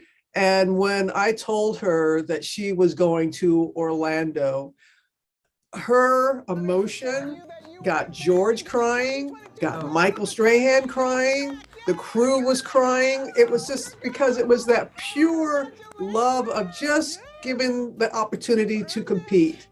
And that's something that doesn't leave you, it doesn't leave me, it doesn't leave any Olympian, especially the Special Olympians. And so that's what I just get so excited about. But I cannot believe you are doing those burpees and you're getting out. You're taking this seriously. I mean, this is, it's a vehicle, but it's the competitor in you it's the competitor in you. You want to drain as many of those shots as you can. I know. You know, that is exactly it. The first 3 years, I'm averaging 92%, but I have not had an hour where I've made 100. I've had several hours where I've missed like 2 or 3. Okay. Yeah, I'm taking it serious. Oh yeah, it's serious. I'm 92%, Robin. Like, I got a little street cred when I go in the gym now. You know, I got a little, because I've been the best non-stat starter in NC State women's basketball history. You know, 3 years of starting, no stats. Can't get to the free throw line, just shoot it. That is hard to do. That in itself. I mean, that is not an easy feat. But you 29 minutes, 29 minutes, 2 for 4, maybe a rebound if it came way out, a couple of assists, definitely a turnover in there. But yeah, that's me. Hey, Debbie, how'd you come up with this idea? You know what, Robin, as a promoter of the game and your great love and passion for the game is unequal. And, I feel the same way. I have always talked about on the air, shoot till your arm falls off. I think offense is the most important part of our game. I know defense plays a role, but I'm selling offense. I'm selling it hard on the women's side. And because of that, I started a challenge years ago now. It's almost been 10 years where I was going to make 115 footers every day in the month of July in the 100-degree heat on the blacktop without a shooting coach, nutritionist, without a masseuse, without a gym where I could go inside, plug in my iPad, play some music, have the dish rebound to me, all that. I was just kind of like making light of the fact that the way you and I grew up and the way we played was we were in the driveway. We maybe didn't even have anybody to rebound for us. I mean, I chased the ball. I had to chase the ball. So I decided that I was going to do that and challenge other schools to do the same thing. And then, I mean, if you don't mind, if I just, please, I decided I wonder how fast I can make 100 shots sliding along the free throw line with 1 ball, 1 rebounder. And so I made 100 out of 104 in 5 minutes and 32 seconds. And I thought, well, that's not embarrassing. That's actually solid. I was about 48 when I did that. And so I was like, let me put that out there and see if anybody can beat me. I created a little medal, and if a player somewhere around the country beat my time, I sent them this medal. And it was kind of like Antonelli's 100-shot challenge. And that's what I called it. And I was just trying to sell offense and give people a challenge to try something. And I have to be honest, there weren't a lot of players that could beat my time. See there? That's right. You're making me think. Go ahead, continue, please. And then I'm sorry, but then that's what propelled me after 6 years of doing that. I was like, I got to change it up. How can I monetize this? And what could I do? And obviously Special Olympics is a really important part of the way we live, how we've raised Frankie, his ability to compete and train, his ability to organize with his friends. And I thought, you know what, this is a really great landing spot combined with him going to Clemson Life and creating some more awareness about post-secondary educational experiences for students with intellectual disability. And Clemson University is a leader in that. And it just kind of all rolled together. And I was like, now, can I do it? And will people give money? And then will they watch the live stream? And honestly, we're finding out that, you know what? We just keep getting better. And every hour, the amount of money goes up. And that motivates me to keep staying sharp and focused. And I mean, you got to put the reps in to be able to do it. I'm not just walking out there and shooting. I mean, I am training all year round now to be able to do this, to do it at a high level.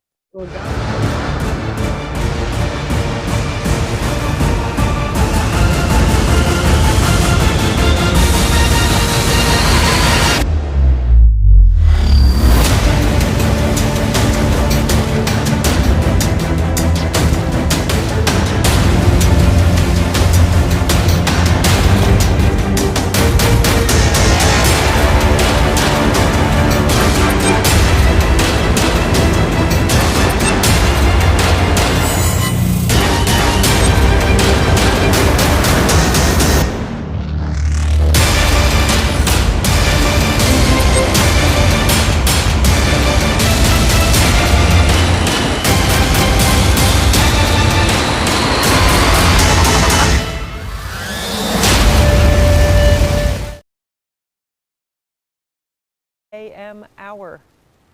We're rocking and rolling right along here. Our crowd has diminished a little bit. There's a lot of people sleeping in my house right now, but not this crew. Frank's doing a great job passing and rebounding for me, and we're just going to keep going here. Keep it going. Here, you pass it to me, and then we'll get started. Okay? I think we're ready. All right. It's 1, 2, 3,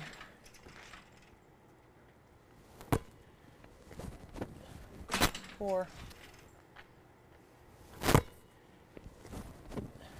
5, 6, 7,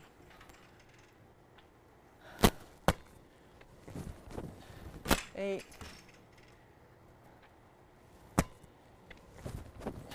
9,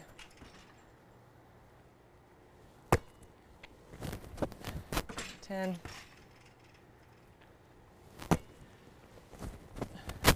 11, 12,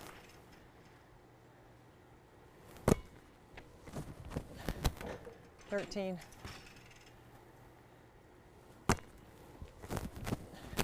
14,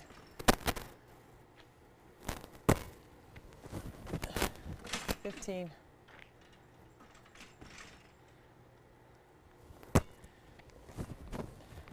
16, 17, 18, 19,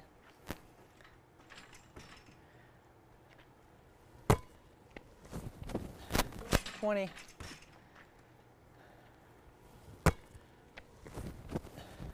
21, 22,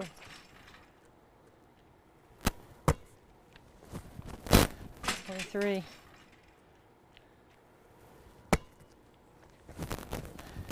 24,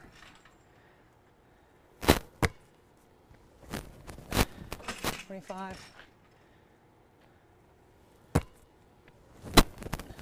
26,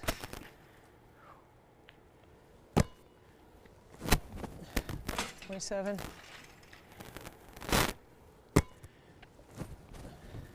28, 29,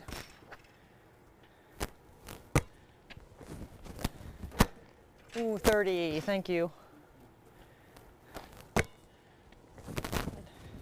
31,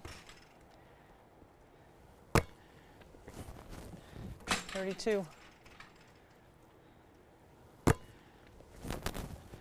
33, 34, 35, 36, 37, 38,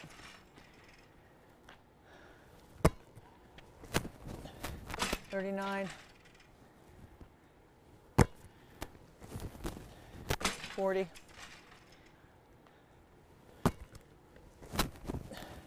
41, 42,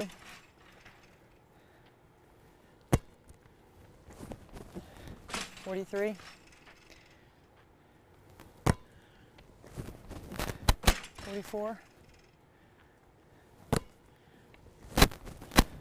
45,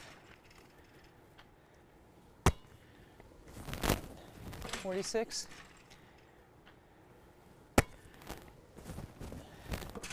47, 48, 49, 50.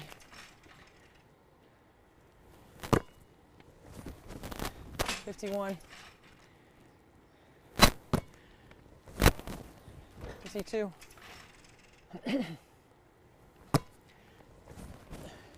53.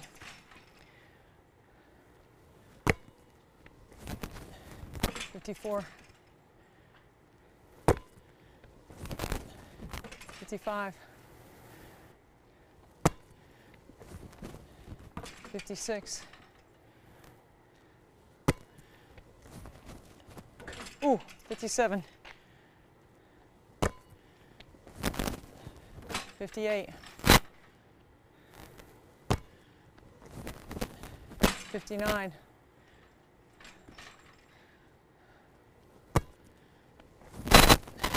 60.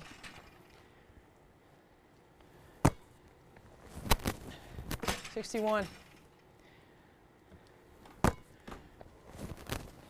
62.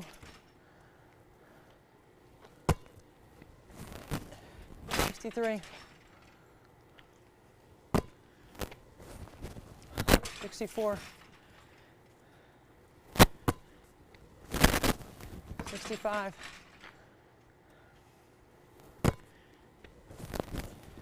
66. 67.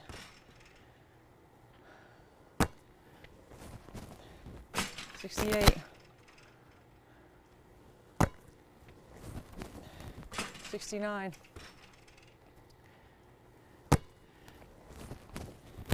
70. 71. 72.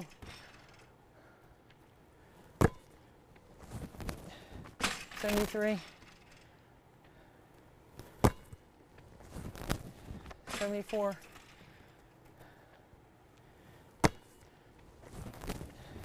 75.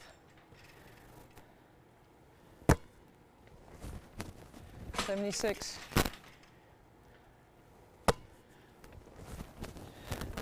77. 78.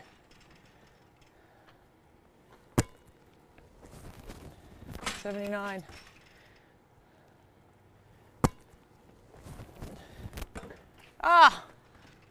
79.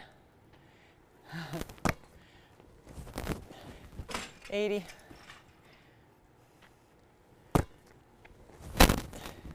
81. 82. 83. 84. 85. 86. 87. 88. 89. 90.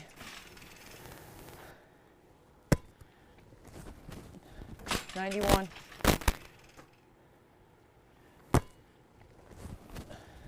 92.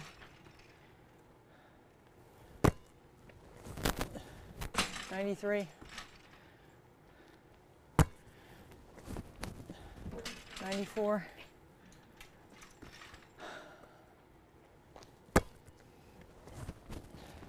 95. 96.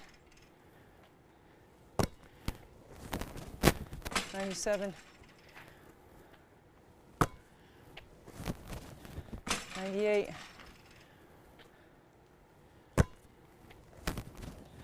99.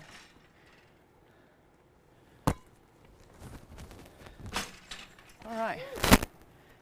Wow, shoot. Dang, John. Our good friend John Andrews came here at 3 a.m. to give us some luck. We still got a couple more to go.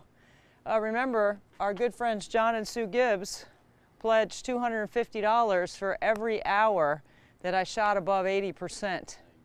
I mean 90%, I'm sorry, 90. I missed on 80, that's what I was thinking.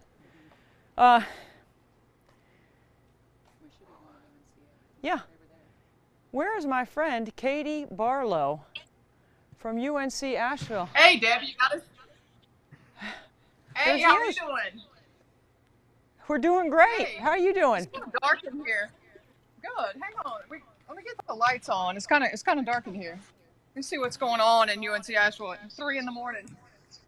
I love it. You guys have 3 more hours to go. We can't wait. We're having so much fun doing this. We are too. We are having a blast. We just watched you do your 100. You're doing great. Oh, look who I found. Head coach Honey Brown. Hey, Honey. Or she's sleeping with a trophy in her pajamas.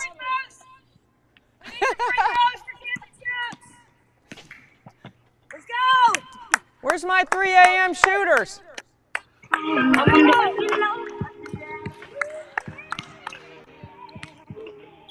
What's up, Debbie? Honey, you're looking good, lady. I love it. Looking good. I can't, not as good as you. You're killing it out there. Oh my gosh, listen. I love your pajamas and sleeping with a trophy. That is every little girl's dream right there.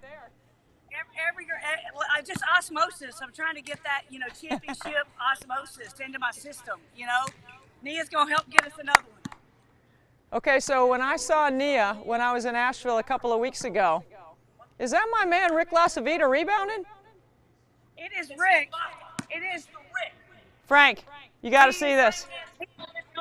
He said if Nia was shooting, he was going to rebound. That was the deal if she was coming at 3 a.m. So Yeah, here we are. and so Rick and I both pledged $100 to North Carolina for Nene at the free throw line at 3 a.m. That's right. That's right. Here she is in her pajamas, getting it in.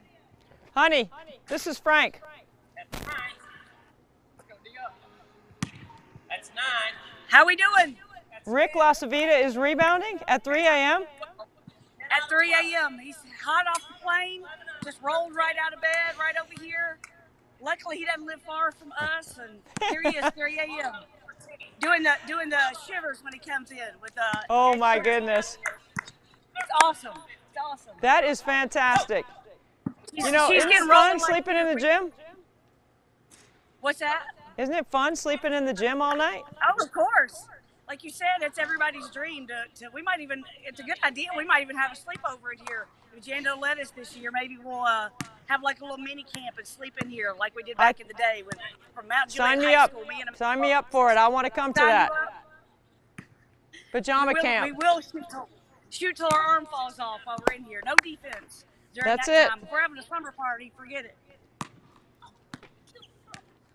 We're raising a lot. We're raising some good money. I think we got some people hopefully logging on. I know some people have been getting on even every hour, supporting everybody. And I'm anxious to see what our totals are later on today and tonight. Well, overall, for 24 hours of nothing but net, right now we're at over $133,000 as a collective group. Wow. So that's amazing. That's For awesome. all for That is Special awesome. Olympics. Like you guys in North Carolina, here in South Carolina, we have very little overhead. So you're in the gym, I'm in the driveway. What people are giving literally goes to the athletes. 22. And we had some great ones yesterday. Hunter Davis did a great job yesterday shooting, and Elijah Roberts shot, and we had some other folks here. So it was awesome yesterday around 1 o'clock, 2 o'clock to watch those guys shoot, and money going to them. And Susan Doggett was here from the North Carolina Special Olympics. She was awesome. Got to see those guys shoot. So we're excited. I'm excited about keeping this thing going this morning, and then even making bigger plans for next year, just like you've done every year. Amen, honey. I am so proud to partner with North Carolina and UNC Asheville on this event. I just see this thing getting bigger and better every year. Me too. Just like some fine wine, right? Fine wine. Okay, so here's what we're going to do. We're going to come back to you guys around 3:45 this morning. 5:45. 5:45, right before you guys finish and cut down the nets. Yep, let's do it. We're excited. We'll have some great folks here, and thanks for doing this with us. Thanks for being a part, and thanks to Nia and our production crew, Alan and Katie, and our super rebounder Rick for being here this morning. $300. Yeah, Rick.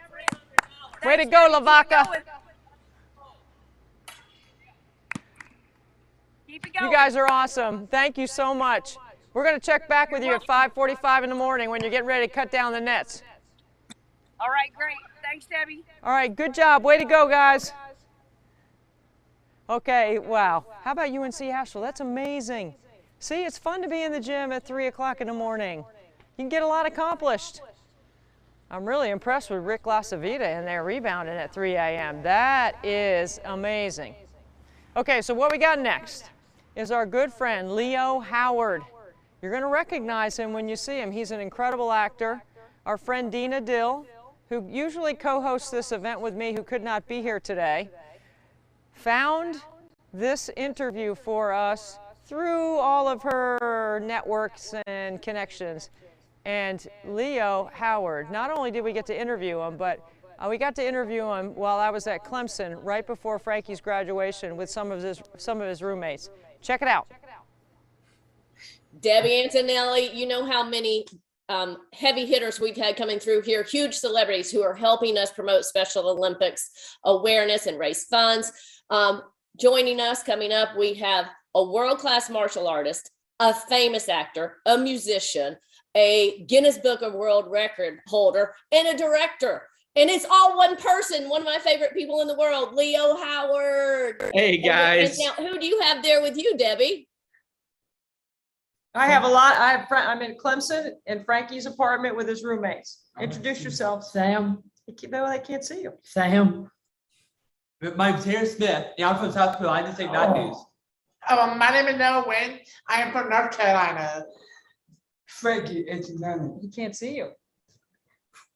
Frankie Antonelli. I like it. I like it. Apparently, Frankie knows a little bit about Kicking It. Leo Howard was the star of Kicking It for how many seasons? 4 seasons? We did 4 seasons. We almost made 100 episodes. Not quite. We were a little shy. Yeah, that's what Lab Rats too. And Lab Rats. And Lab Rats and Shake It Up. You guys got it. Jeez. Yeah. Should be interviewing you. Yeah. Well, who would like to ask the first question of Leo? Frankie does. Go ahead, Frankie. I like. He can't hear. He can't see you. I like trying to fight with Ruby Gusby. Get in a fight with who? His sensei. Ruby. Oh, his sensei. Did you get Sensei in a fight? Rudy? Yeah, Rudy. Are you asking who would win in a fight between me and him? I pick Zach for that. I think I'd pick me as well. Yeah. I think that's a smart decision. You know, Jason is still one of my best friends. I was best man at his wedding a couple years back, and I see him probably 2 times a week still. He's one of my best friends in the whole world. His name's Jason. He was the brother on Hannah Montana as well. Do you guys remember Jackson? I like Hannah Montana. Yeah. Yeah. Yeah. Okay. What do you want to ask Leo? Noah. You guys are. Go ahead, Frankie. You can ask. I don't know why you fight Chase Davenport. Chase Davenport? Yeah. Chase Davenport was on Lab Rats, right? Yeah. So at Lab Rats, I played the bionic robot Troy. And so I was programmed to destroy Chase and the whole Lab Rats crew. And I ended up, spoiler alert, losing because I was the bad guy in that. But then he's a bad guy person like Adam, Bree, Chase, and me, part of the team. You want to be on the team with Adam and Chase? Yes. And Bree? Yes. I think they'd hire you. Now, something you should know about Frankie is he is very physically fit and has been training to be a physical trainer. Yeah. Awesome, man. Good for you. So now I'll be just like you, kicking it. I want to be like you, man. I'll be like you, Leo. That's awesome, dude. Congratulations. Keep it up. That's great work. No, this year we're graduating. We are graduating. Yeah. We are graduating. That's Graduated so cool. from Clemson. Wow, I've never graduated from college anywhere. So you guys you're one up on me on that.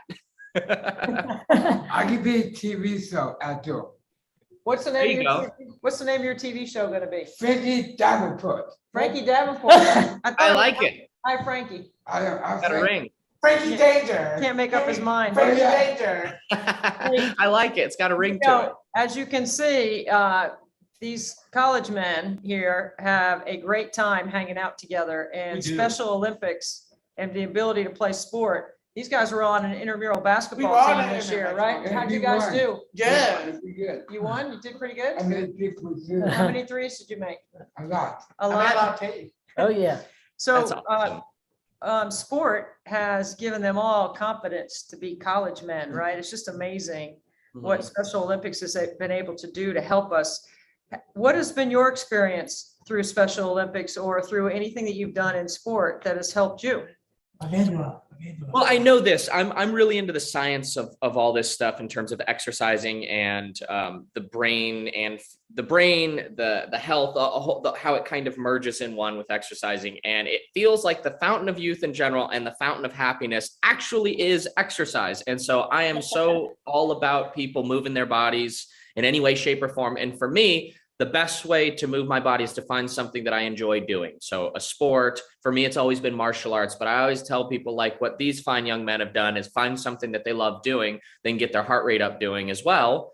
It'll change the game. You'll stay young longer. You'll be happier in your life. I mean, it is literally scientifically proven. So it's very near and dear to my heart. I think everybody needs a little bit of sport or a little bit of exercise in their life. Big fan myself. So, and you guys are doing it. So proud of you guys for that. Pretty cool. Thank you, Howard. Thank you. Thank you. Absolutely. So I wouldn't be who I am today without the lessons I learned through athletics. I grew up playing sports my whole life, and certainly it set me on a path of having work ethic, responsibility, accountability. And Leo, you started in martial arts. How old were you? 3, 5? Were you still in amoeba? 4. Yeah, I was 4 years old when I started the first kind of phase of martial arts for me. And I don't know what, I couldn't tell you what drew me to it. I had a family friend at the time that just was obsessed with it. And I remember watching him training and just, I don't know if I was coherently thinking thoughts like this, but I was like, I want to do this. I want to do this. And I was willing to do whatever it took to do that. And I got bit by the bug. And ever since, I've found different facets of martial arts. And I started with that. It was like a very traditional type of martial art where we were doing forms and that sort of thing. And then later on took on more fighting aspects of it, like Muay Thai or Brazilian Jiu-Jitsu has been my thing. And that's like full on wrestling. So I feel like I get to get out that childish urge to wrestle other people. And I do it multiple times a week. So that's been kind of my journey. And I just love it no matter what. I mean, aside from me having used it in my career and whatnot, I would always train martial arts just because I love it so much. So very passionate about it. Do you guys have any other questions that you want to ask Leo? Channel? I don't. No, No I questions? don't. You sure? Nope. Take enough. I'm sure. So Leo's on it. Go ahead. I'm sorry. You guys have one? Hey, I have one question for Leo. Yeah. Leo, did you go to Clemson too? I did not, but I'll tell you what, my dad's from Spartanburg, South Carolina. Wow. So my aunt currently lives in Simpsonville. I've been to Greenville. I've been all around through there, Charleston, all that. And my girlfriend's dad lives up in North Carolina. So I'm actually out in that. Where are you from in North Carolina, buddy? I'm from near Charlotte. Okay, cool. So he lives up in Bryson City, North Carolina, which is near Asheville. And I go up there, and it's a cool part of the country. But no, I actually never went to college in general. But my dad's a big Clemson fan, so Yeah, We like it. you guys Clemson fans. We are big right? Clemson We are, fans. but no, Are you- I didn't know by the T-shirts or the guy on the wall or anything like that. You guys are Clemson fans? Who's friends with Dabo here? Raise your hand. I am. Yeah. Wow. I love I'm a Dabo. Jack fan. Oh, that's cool. You're a big fan of Jack's? I am Yeah. too. Hell Yeah, that's episode kicking Thanks, in. guys. Jack and Kim kissing. Oh, Jackie Kim kissed on the last episode? Yeah. We did. It's about Got time. you kissing. It's about time. It was 4 years in the waiting, right? I mean, So Leo's on a couple of news shows now. Yeah. Mhm. Zombies? Yeah. Remember that episode too? Frankie's got it down. He knows all. I mean, I Jackie's know You know all more of about the show than normally you would know more about this show than I do, but currently my girlfriend has never seen it before, so we're starting from the beginning and rewatching it. So all of my Kicking It trivia I'm up to date. Oh, I didn't know that. I know all about that. You know all about it. Yeah, he loves that show. That Awesome. It's so cool to meet you, and thank you for letting these guys hang out with us. Anytime. Talk about our event. Really enjoy that. I'm really happy to be a part of the event. So thank you guys for giving me the opportunity. Appreciate that. From Charleston too. From Charleston? Yeah. We live in Mount Yeah, Pleasant. we from Mount Pleasant. He's from Charleston too. Yeah. I'm from St. Matthews. But yeah, I know. We can meet- Leo has ridden a motorcycle through South Carolina. I have. Leo, we break are from the same hometown, aren't we, Miss Debbie? Yep. Say that again, buddy. Yeah, we are. We're from the same hometown. We break Miss Debbie. Yeah. Oh, really? I And wish what is you that? come St. over Charles? my house to see Debbie's student. Invite them. I wish you come over my house to see Debbie's student free throw. You got to teach me because I'm a terrible basketball player. I'm terrible at all that stuff. In fact, you remember the episode of Kicking It where we had the Harlem Globetrotters? It was the basketball. Well, in that episode, there was one clip or one part of the scene where I had to make a free throw. And at that point in my life, because I'd never gone to regular school, I was homeschooled my whole life. I'd never played group sports. I'd never played basketball before. So here I am. Everyone's like, yeah, make the free throw with the Harlem Globetrotters standing there. No joke. It took me maybe 20 to 30 takes to get the free throw.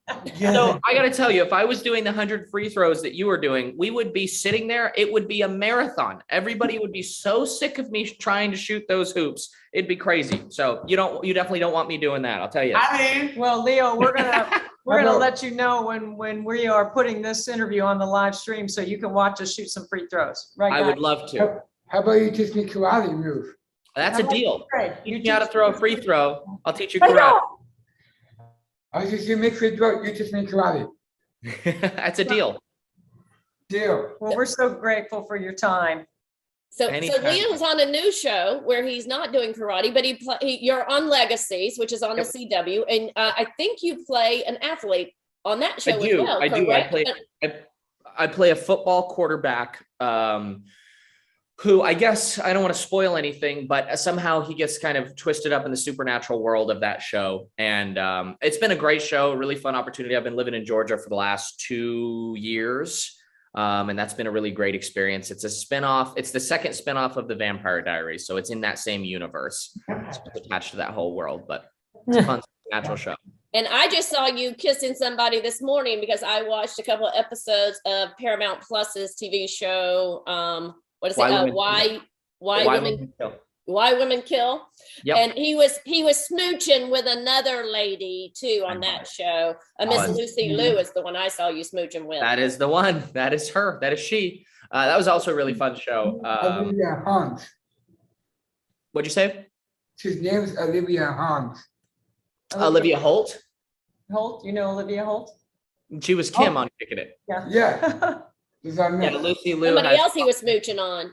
Yeah, apparently that's my job, is just to kiss people on screen. That's what we do nowadays. So I'm for hire. So is Frankie. There you go. Frankie and I are for hire. You got Hey, Tanner. I'm what, Noah? What'd you say? You're hired for kissing people. What does that mean? I forgot. What does that mean? On camera. Hey, dude, I forgot. What does that mean? You want to be on a movie show one day? I do. I do, Yeah. Miss Debbie. There you go. I'll be doing so with that best. I think you guys should have your own documentary. I'll be on iCarly.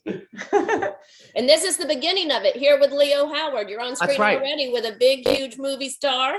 We're doing the pitch package right now. Yeah, I like. And then they do a documentary about you guys going to Clemson. And the journey to how we trade martial arts lessons for free throw lessons. Episode 1. Episode 1. Episode 1. We got it. We're figuring it out. It's on YouTube already. Yeah. Well, Leo, thank you again. It's so awesome to meet you and for you to spend time with the guys while we're up here at Clemson. Of course. Thank you guys so much. It's my pleasure. Nice to meet you, gentlemen. Good luck to all of you. Well, I have a wonderful job getting to cover stories about college basketball players all across the country. And one of my favorite stories to tell is that of ACC Player of the Year Elizabeth Kitley's sister, Raven.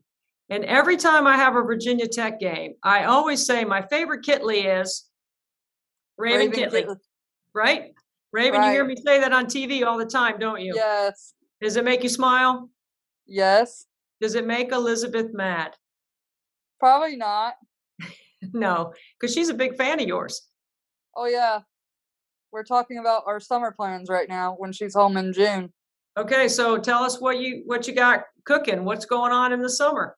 Well, I'm hoping we're gonna go on a big trip, and then I love going to eat out when I'm home with my dad and stepmom. And so you like to plan out some meals where you're going to go eat? Yeah, I love East Coast wings, and I like Taco Mamas. Does Elizabeth like to go to those places too? She's over the East Coast wing thing. That's more of a me and dad thing. Okay, but Elizabeth, she's a pretty good teammate, right? She likes to do things with you. Oh yeah, we like to go Barnes and Nobles and read. Okay, cool. Have you read what's the last book you read? I was reading the biography from the country music singer Roy Fink, whose wife passed away from cervical cancer, and his little girl Indiana has Down syndrome. Oh, well, that's a story that I might like to read, you think? Yeah, oh my gosh, it makes me cry because I can identify with her. I lost my uncle and aunt on my biological mom's side to cancer. Oh yeah, well, we all know someone who's passed of cancer, right? Yeah. Okay, so tell me how your business is going. What's going on with your business? Well, I did get a new sponsorship from a new fidget toy called the Pull and Pop. You know, like those poppets? Yep. They have one that has like a little stem, and you pull it up instead of like using your fingers. And so what do you do with that? How does your business work? I review different fidget toys. Like I use my own money and I review fidget toys. And where do you put your reviews? On YouTube. Okay, so you have your own YouTube channel, right? Yeah. Okay, tell us where you can find your research. Oh, it's on YouTube and it's my name, Raven Kitley. Okay, so if you just go to YouTube and put in Raven Kitley, you can see your reviews. Yeah. Okay, so tell me what your newest review is on the new pop-up. Well, I haven't got them yet, but they're shipping them Wednesday. But I just reviewed the ASMR octopuses, the ASMR stuff from Walmart, and the pins, and I'm waiting for them to get the cassette tapes out. They have ones that look like tapes now, like cassette tapes. Right, and do you think those are going to be popular? Oh, yeah. I normally wait till like a couple months after they get out because I don't want to fight over them. People will literally, drives me crazy, will open the packages and leave them in the containers at Walmart. Wow. Like someone posted one on eBay for $58 and I could get it for like $8 at Walmart.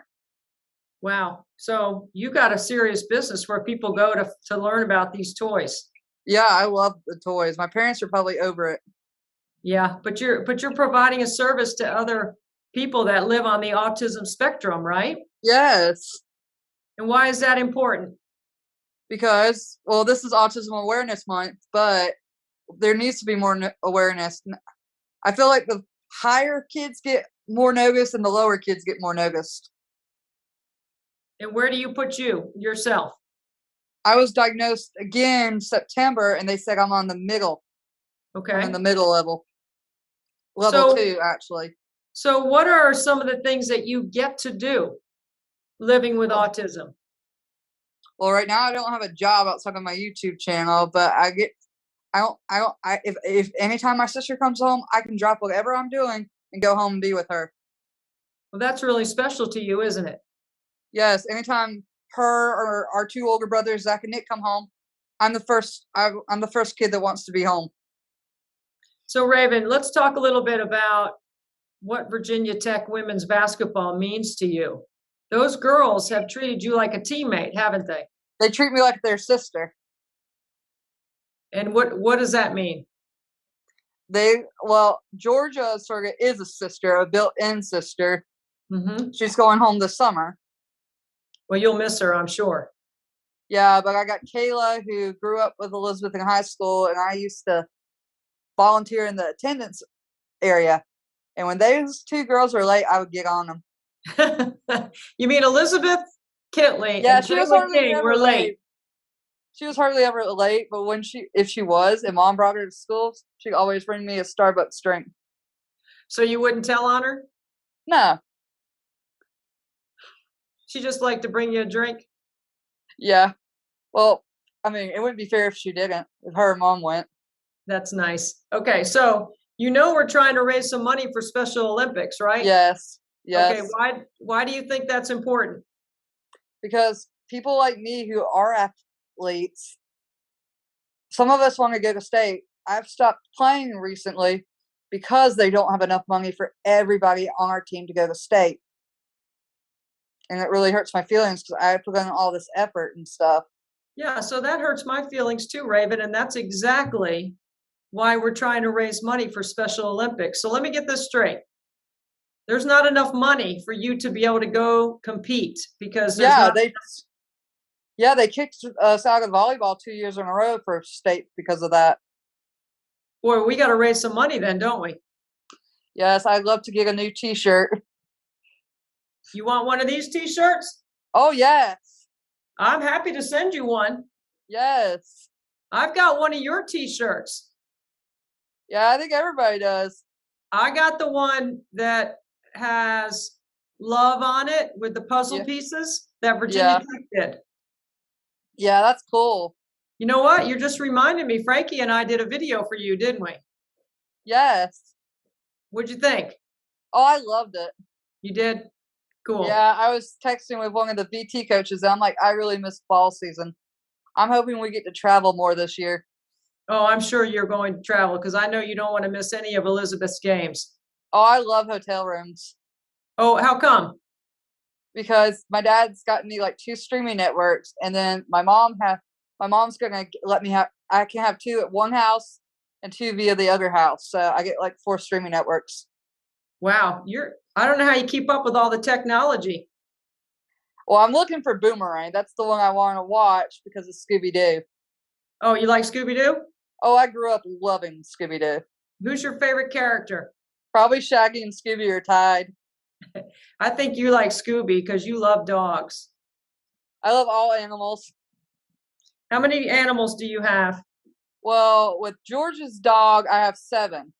You're keeping Georgia Amore's dog? We are this summer. That is very nice of you. Yeah, Georgia.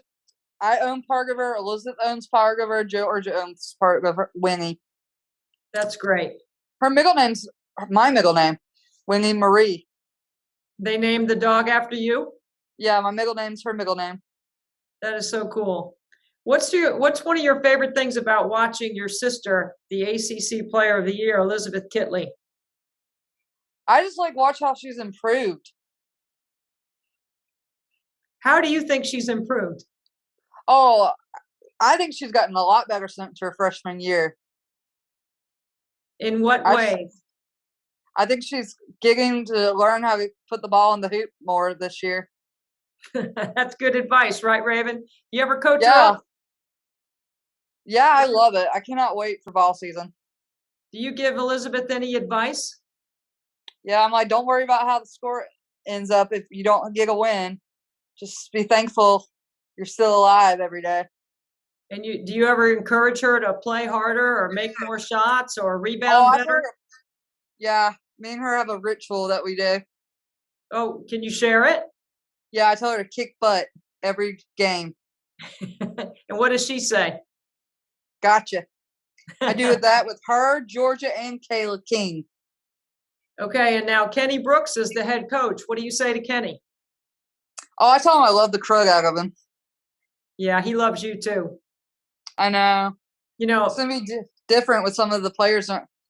We got. I'm not the only person that thinks their favorite Kitley is you. I know, Coach Brooks does. He's actually bribed me. For Easter weekend, Elizabeth came home like late Saturday, and he told me that he would give me rewards if I let him take her because they have recruits. And what'd you say? I'm good with that. So Elizabeth and I still have to go find my fidget toy. He's letting me pick a fidget toy. Very nice. That is a cool deal, right? Yeah, I love fidget toys. My parents, are, on the other hand, don't like the ones I like because they're loud. Oh, well, that's okay. But that's part of your business, right? Yeah. Well, that's so cool. Well, Raven, if anyone was watching or listening to us talk about 24 hours of nothing but net, and you already said that, you know, there's not enough funding for you to be able to participate, what would you say to people to get them to give? Please give, because we need more people to give, because we kids can't do this on our own. We just are the athletes. And our parents can only give so much, which they give us housing and stuff. That's perfect. You're a really good fundraiser. If anybody's watching and listening, hopefully they'll consider your request and make a donation to 24 Hours Nothing But Net. Okay. Thank you, Raven, for being with us. We really enjoyed having our conversation. All right, thank you. Clark floats it. Here is Clark, and her first shot is good. Her early on, and here she goes. Clark, the steal, the finish. Regular season title. Clark coming off the screen for three. Left to Clark, weaving, looking. She gets past Caitlin Clark. Step back, three. Got it! Alexis Markowski, the freshman. Caitlin Clark. One of the favorite players in all of college basketball, men or women, does not need a gender next to it, is Caitlin Clark, the All-American from Iowa. Caitlin, it is so great to see you. Thank you so much for giving us some time for 24 Hours of Nothing But Net. Absolutely. Thanks for having me on. It's good to be back and see you again. Especially during exam time, which you are taking a little study break to spend some time with us. What you got coming up here in the next week or so with your finals? We got 4 finals, but you know, this is a nice little break. I've been studying all day, so getting to talk to you is always special. So I'm excited. And I believe you've been studying all day. I don't think you're just saying that, even though I'm about to go to the gym after this, though. Don't worry. That's much more like it, even though, you know, I don't care about academics very much. I mean, I'm not afraid to say that. I mean, just keep working on your jumper. Just keep working logo to logo. Right. That's right. Okay, so there's a lot of logos that we can talk about when we talk about you and your game. So no one's ever done what you've done last year, lead the nation in scoring and assists. Absolutely phenomenal, right? Fun to watch. You're a household name. How do you handle the celebrity of that? Oh, honestly, it's been kind of crazy. I thought my freshman year was a lot, but then obviously my sophomore year, I think even took a step forward. But, you know, it's fun. I think it's really good for our game more than anything to get people excited, to see people tune in. I mean, we had 3 back-to-back sellouts in Carver Hawkeye Arena. So to see this community kind of support women's basketball and really be there, and they're like into the games, they're cheering, they're loud. You know how it is. You were there for that Big Ten championship game. So, I mean, it's pretty incredible. Coming here has really been more than I could have ever dreamed. And to have 2 years left, I mean, I think it's going to be a special year next year, really. Well, I don't think there's any question. Like, I'm getting a season ticket right now if I'm an Iowa Hawkeye fan. I mean, I think it's going to be the ticket to get. And, you know, I can't tell you how proud it makes people like me of my generation, since I've got a few years on you, actually decades, that someone like me has been, you know, fighting for players like you to have the same opportunity to play in front of the same kind of crowds, to get the kind of television audience that you deserve. I know it's a lot to manage, but, you know, like now you can't go in the grocery store, you can't go to the drugstore, you go out to eat and people try to stop you. How do you do that? I mean, do you need security? Because I got somebody, I can get you some security. No, I think like you said, like obviously there's been a lot of people before us that have really fought for our rights and wanted us to have the same opportunities as men. So, you know, I'm very thankful for that. And I think Coach Bluter has done a tremendous job of laying a foundation here. Obviously, we've had a lot of tremendous players before me. You know, I could name a lot: Sam Logic, Kathleen Doyle, Megan Gustafson. I mean, there's a lot, and they've done a lot of work to lay the groundwork at this program, and people were excited about the program even before I got here. But I think it's even at a higher level now. But I think going out in public and seeing the excitement about our team, about our program, about what we've done is honestly just really special. I don't think I ever get tired of it because I know how fast it's going to go. And I just want to soak up every single second, really.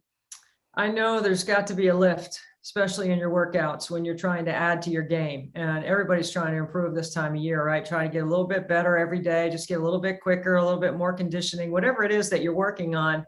How much do you rely on knowing that there are a lot of people watching you and the product is something that you have delivered upon many times over and over again? Does that inspire you? Yeah, absolutely. I think, it's one of my favorite things to be in the gym and to get better. I didn't really take much time off after we lost, one, because we got upset, and two, I just love being in the gym. So I think just improving my game and coming back every single year, even though I average whatever many points, whatever many assists, I still think there's so much areas for me to improve still. I think getting stronger, getting in the weight room, even things off the floor. I think just watching film, knowing the game better. I think all of those are important rather than just spending all the time in the world on the court. I think there's just multiple parts of the game that I can still improve on. So, I love being in the gym. I miss playing in front of a sold out crowd, but I think really getting time to develop your skills and work on them is really special too. And I enjoy that part of it.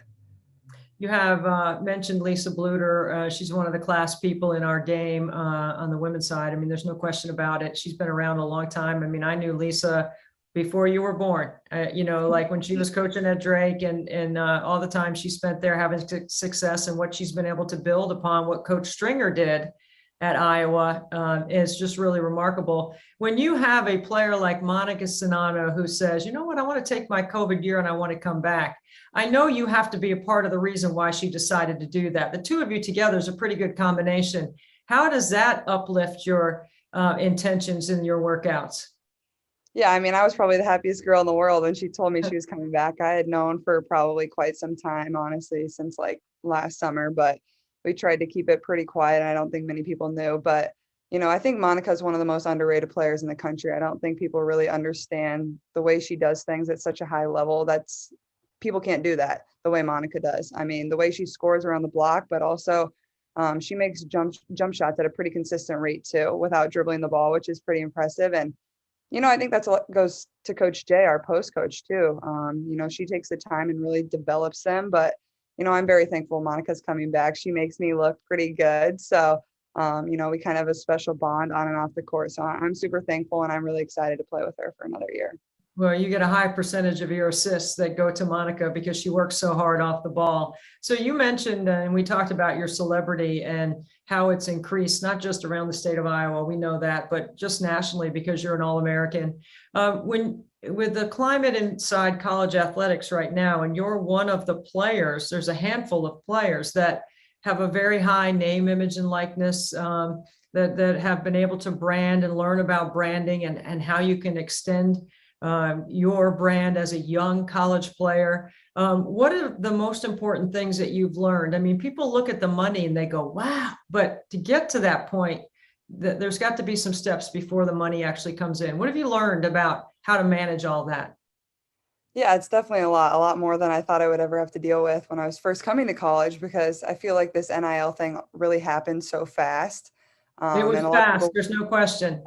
A lot of people weren't really prepared for it, but I think, being in the business school here at the University of Iowa, a very well-known, respected business school, I think more than anything, I'm getting like firsthand business experience, like dealing with contracts, dealing with people, dealing with real companies. That's a lot of experiences that kids don't really get at my age. So I think, getting to be able to network, meet new people, talk to new people, know how the real business world works. It's almost like, I feel like I'm getting all my internship hours done in a way, but no, I think it's been incredible. I think it's been cool to watch, everybody, not only here at the University of Iowa, but around the country kind of use it in a different way and kind of find their passions through it. So that's been cool to watch. But yeah, I think it's been a good thing. I think people have been using it in the right manner, and I think it's still a learning process for a lot of people. Not everybody really knows what all it entails. So, it's still a learning process for me too. It's a learning process for all of us because I'm trying to put myself in your in your position when I was your age, when I was in college. I was a business major in business management, economics, double major at NC State. And I never thought about ever having my own business or running my own foundation or doing anything like that at the time, because that's not what we did, right? We went to class, we worked out, we got a job in the summer, and then we came back the next fall and we worked out and we went through the whole thing. I mean, it was just a different way of training and looking at things. I think a lot of people are motivated by different reasons. You know, you can be motivated by money. I can say in my career, I've never been motivated by the amount of money. The only thing that motivates me money-wise is this right here. This is the only thing I'm motivated by for money, is try to raise as much money for Special Olympics. Then you could be motivated by your relationships with others. You know, to me, it was my relationships with my teammates. You know, that was so important to me. And even today, decades later, my teammates are still my best friends, and we still do a lot of stuff together, and we rehash the same old stories about what we thought we got away with and trouble and things like that. You know, things that you do as college kids. I'm just wondering, with the name, image, and likeness, the popularity, and still the desire, because I know you, I know your parents, I know where you came from, I know how you grew up. How do you make sure that you stay a good teammate while you're getting all of this exceptional celebrity and you're making all this money off your image and your likeness, and you're on a team sport? Yeah, I think, you know, it's not really something you need to share with everybody. And I think my teammates are really good about that and super supportive of whatever I'm doing. And a lot of my teammates are doing their own things too, and I'm super supportive of them. And I think, honestly, our coaching staff is super supportive as well. You know, Coach Bluter is always retweeting, liking, and reposting like the stuff we're doing with whatever companies, if it's a bank, if it's a grocery store, or really whatever. So I think knowing there's more to life than money or NIL deals or whatnot. Like, the reason I'm here is because I love to play basketball. I love being around the girls on my team. I love playing for this university. And I think that really just grows more and more every single day, which is kind of crazy because I feel like I love it so much. I don't know how it can keep growing, but you know, that's the reason I'm here. I love to, you know, inspire the younger generation. And I think, you know, obviously this was my first year really getting to interact with younger fans and getting to be around them and just see their faces light up. I feel like I was just that little girl, like just a short while ago. So it's crazy to kind of be in that role now, but you know, that's really what it's all about, getting to inspire the next generation, want them to be, you know, grow up and be Hawkeyes one day. So, you know, that's really special. And that's really the reason why I play. I love that answer, Caitlin, because that's exactly the way I thought you would answer it. You know, I know what team means to you. You can see it by the way you play. You do have a lot of stats and you get a lot of numbers, but you also can recognize the way you play and how you incorporate and include and involve. And, you know, I say good point guard answers the 3 W's: who to get the ball to, when, and where. You're so good at, you know, spraying the ball all over the infield, if you will, you know, making sure everybody gets a touch. Okay, so when it comes to the service part of community, and I know you do appearances, and I know you take the time to sign autographs, and I know you're actively involved. I also know that you've done some things with Special Olympics in the past. Tell me about your experience with Special Olympics and why it's important to you. Yeah, I was super involved with Special Olympics all throughout high school for a long while. It was one of the clubs I was involved in. I was involved in quite a few. And, you know, I think it's something that's super easy for me to connect with because it's a lot of my passions, you know, getting to inspire other people. I love sports, not only basketball, but if it was track or wiffle ball or baseball or really whatever, I just loved it. And I think that's kind of stayed the same throughout college. When I was just out at the Wooden Award, we did a Special Olympics thing and got a really, like, we were coaching teams there in the California area, which was super fun. You know, and they were good players. There was this one guy that was probably could have a whole highlight film, probably better than mine, honestly. He was hitting step backs and everything, but no, they're fun. You know, I think just the biggest thing for me is it's like what I love to do. I'm not doing it because I want to look good. It's because it combines what my passions. I think, you know, getting to inspire and be around other athletes, but also because I love sports. That's what I grew up doing. And I feel like that's going to be a part of my life. Even after I hang up my shoes playing basketball, I still, you know, I want to work in the sports world and have a job in that area. So, you know, I think just all those things combined, it's just like a perfect match for me. Well, and you're a perfect match to be a good messenger and servant for our event. You know, my son Frankie just graduated from Clemson in the Clemson Life program, and we are so proud. And Special Olympics and a chance to play sport has been a big part of his whole upbringing. I mean, my husband and I are both, you know, we're athletes. Everything is sport around our house with our boys. If you're going to inspire somebody to consider getting involved in Special Olympics, whether it's volunteering or making a donation to 24 Hours of Nothing But Net, what would you say to them? Yeah, I think it is life-changing. I think one, being involved and being a volunteer, you get to experience it up close. I think that's more touching more than anything. Not only does it impact their lives, but I think it impacts yours too. And I can say that from firsthand experience, but I think also making a donation, you know, to help better the program, help it spread more. I know we have Special Olympics here at the University of Iowa. They put on a lot of different events. So, you know, it does make change in our community. So I think that's super important. So I think really any way you can give, even if it's a small donation, it does make a difference. And volunteering your time, I think, could go a long way too. It does make an impact not only on them, but on yourself as well. That's it, Caitlin. I mean, sign you up. You're part of the ambassador program now for 24 Hours of Nothing But Net. If Frankie was in here, he definitely would draft you on his team. There's no question about it. I draft Frankie too, so. He knows how to pick a winner. He knows how to pick a shooter too, but he doesn't play any defense. So I'm just going to let you know. Perfect for my team. That's all I'm looking for.